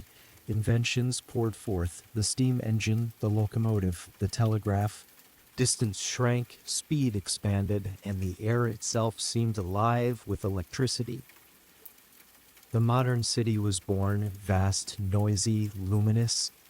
Yet with every spark came shadow. The same machines that freed men from toil chained others to their labor. The same science that cured disease also forged new weapons. Civilization was learning that power and wisdom were not the same. The human race had mastered its tools, but not always its impulses. The age of reason could measure the stars, but struggled to measure compassion. The old balance between ambition and humility was tested again. Still, humanity did not forget beauty. The artists and thinkers of the modern age painted not gods, but people. Rembrandt's light, Vermeer's quiet rooms, Beethoven's thunder, and Shakespeare's words carried the same old truth forward, that the human heart remained the center of all things. Art became a mirror held up to progress, reminding us of the soul beneath the steel. The Renaissance had celebrated the body and the mind, now the modern age began to explore the depths of emotion, the landscape of the self. Every invention was matched by introspection, every discovery by doubt. The Enlightenment brought new ideals. Philosophers spoke of liberty, equality, and reason. The idea that all men were born with rights not granted by kings or gods but by nature took hold. Empires trembled before it. Revolutions erupted not only in politics, but in thought. Old hierarchies fell, and with them came both freedom and uncertainty. The social order that had lasted for centuries fractured under the weight of change. The world was growing faster than its traditions could keep up, and the air of progress carried both promise and peril. Beyond Europe, explorers and conquerors reached every corner of the globe. Their voyages stitched the world together into one vast web of trade and contact, sometimes wondrous, often cruel. The age of exploration became the age of empire. The same drive that had built the first cities now spanned continents, building railroads and colonies, drawing borders that still define maps today. Civilization spread outward, but it also fractured in why. The question that haunted the ancient world, what does it mean to be civilized, returned louder than before. The 19th century saw knowledge multiply faster than imagination could contain it. Steamships crossed oceans in weeks, telegraphs sent words faster than wind, and cities swelled into hives of motion. Darwin peered into the mystery of life itself and found a story older than Genesis, one of struggle, adaptation, and change. His discoveries shook faith, but also expanded it, suggesting that creation was not a finished act, but a living Humanity, it seemed, was not separate from nature, but part of its endless experiment. In time, progress outpaced patience. The 20th century dawned with confidence, steel towers rising to the sky, engines roaring across land and air. Yet the same ingenuity that built skyscrapers built trenches. The machine that promised comfort delivered war. Twice in a single century, civilization turned its brilliance upon itself, and the smoke that rose from cities was not of industry but of fire and grief. The old illusion that progress alone could perfect humanity crumbled in the mud of battlefields and the shadow of bombs. The ancient lesson returned that knowledge without wisdom is a fragile triumph. After the wars, the world rebuilt, scarred but not broken. Nations rose from ashes, borders shifted, and the global web tightened again. The power that once belonged to kings now passed into the hands of nations and through them to ordinary people. Democracy, though imperfect, spread like an idea carried on the wind. Science, chastened but unstoppable, reached farther still, splitting the atom, decoding the gene, sending satellites beyond the Yo.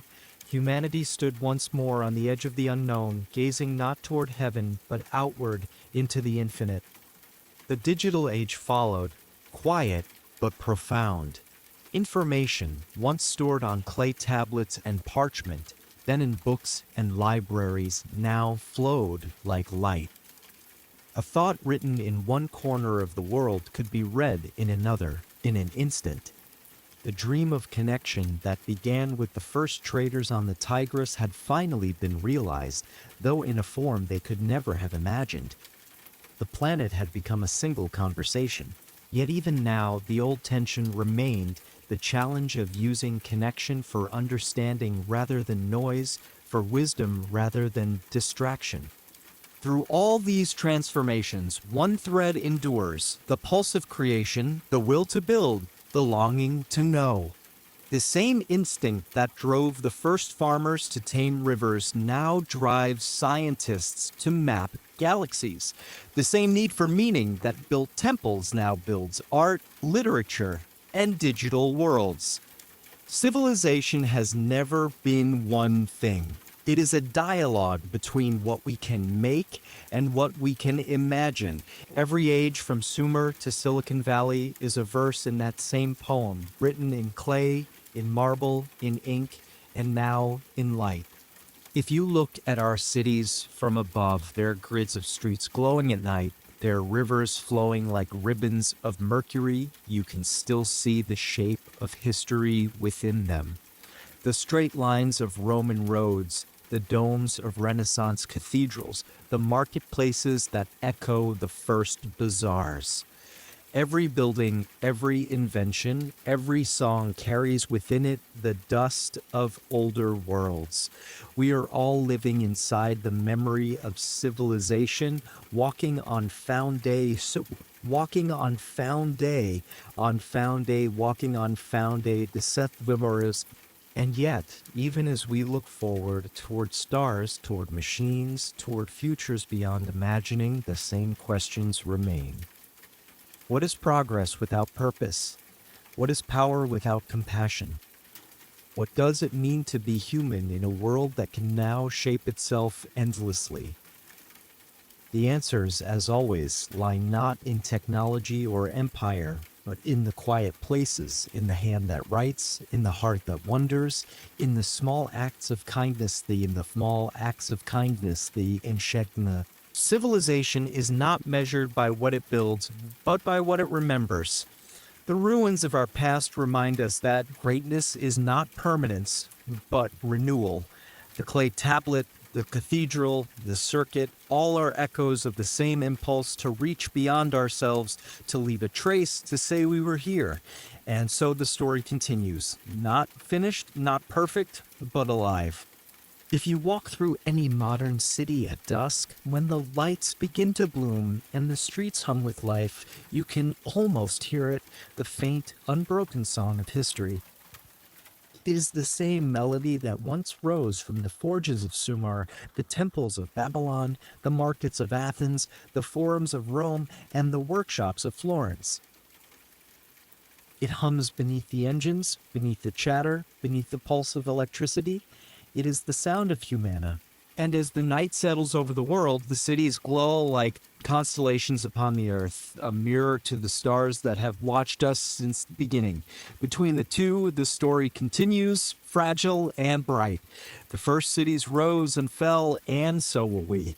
But their light and ours is part of the same eternal flame carried forward, one generation to the next, as civilization keeps building, keeps dreaming, keeps reaching toward the infinite sea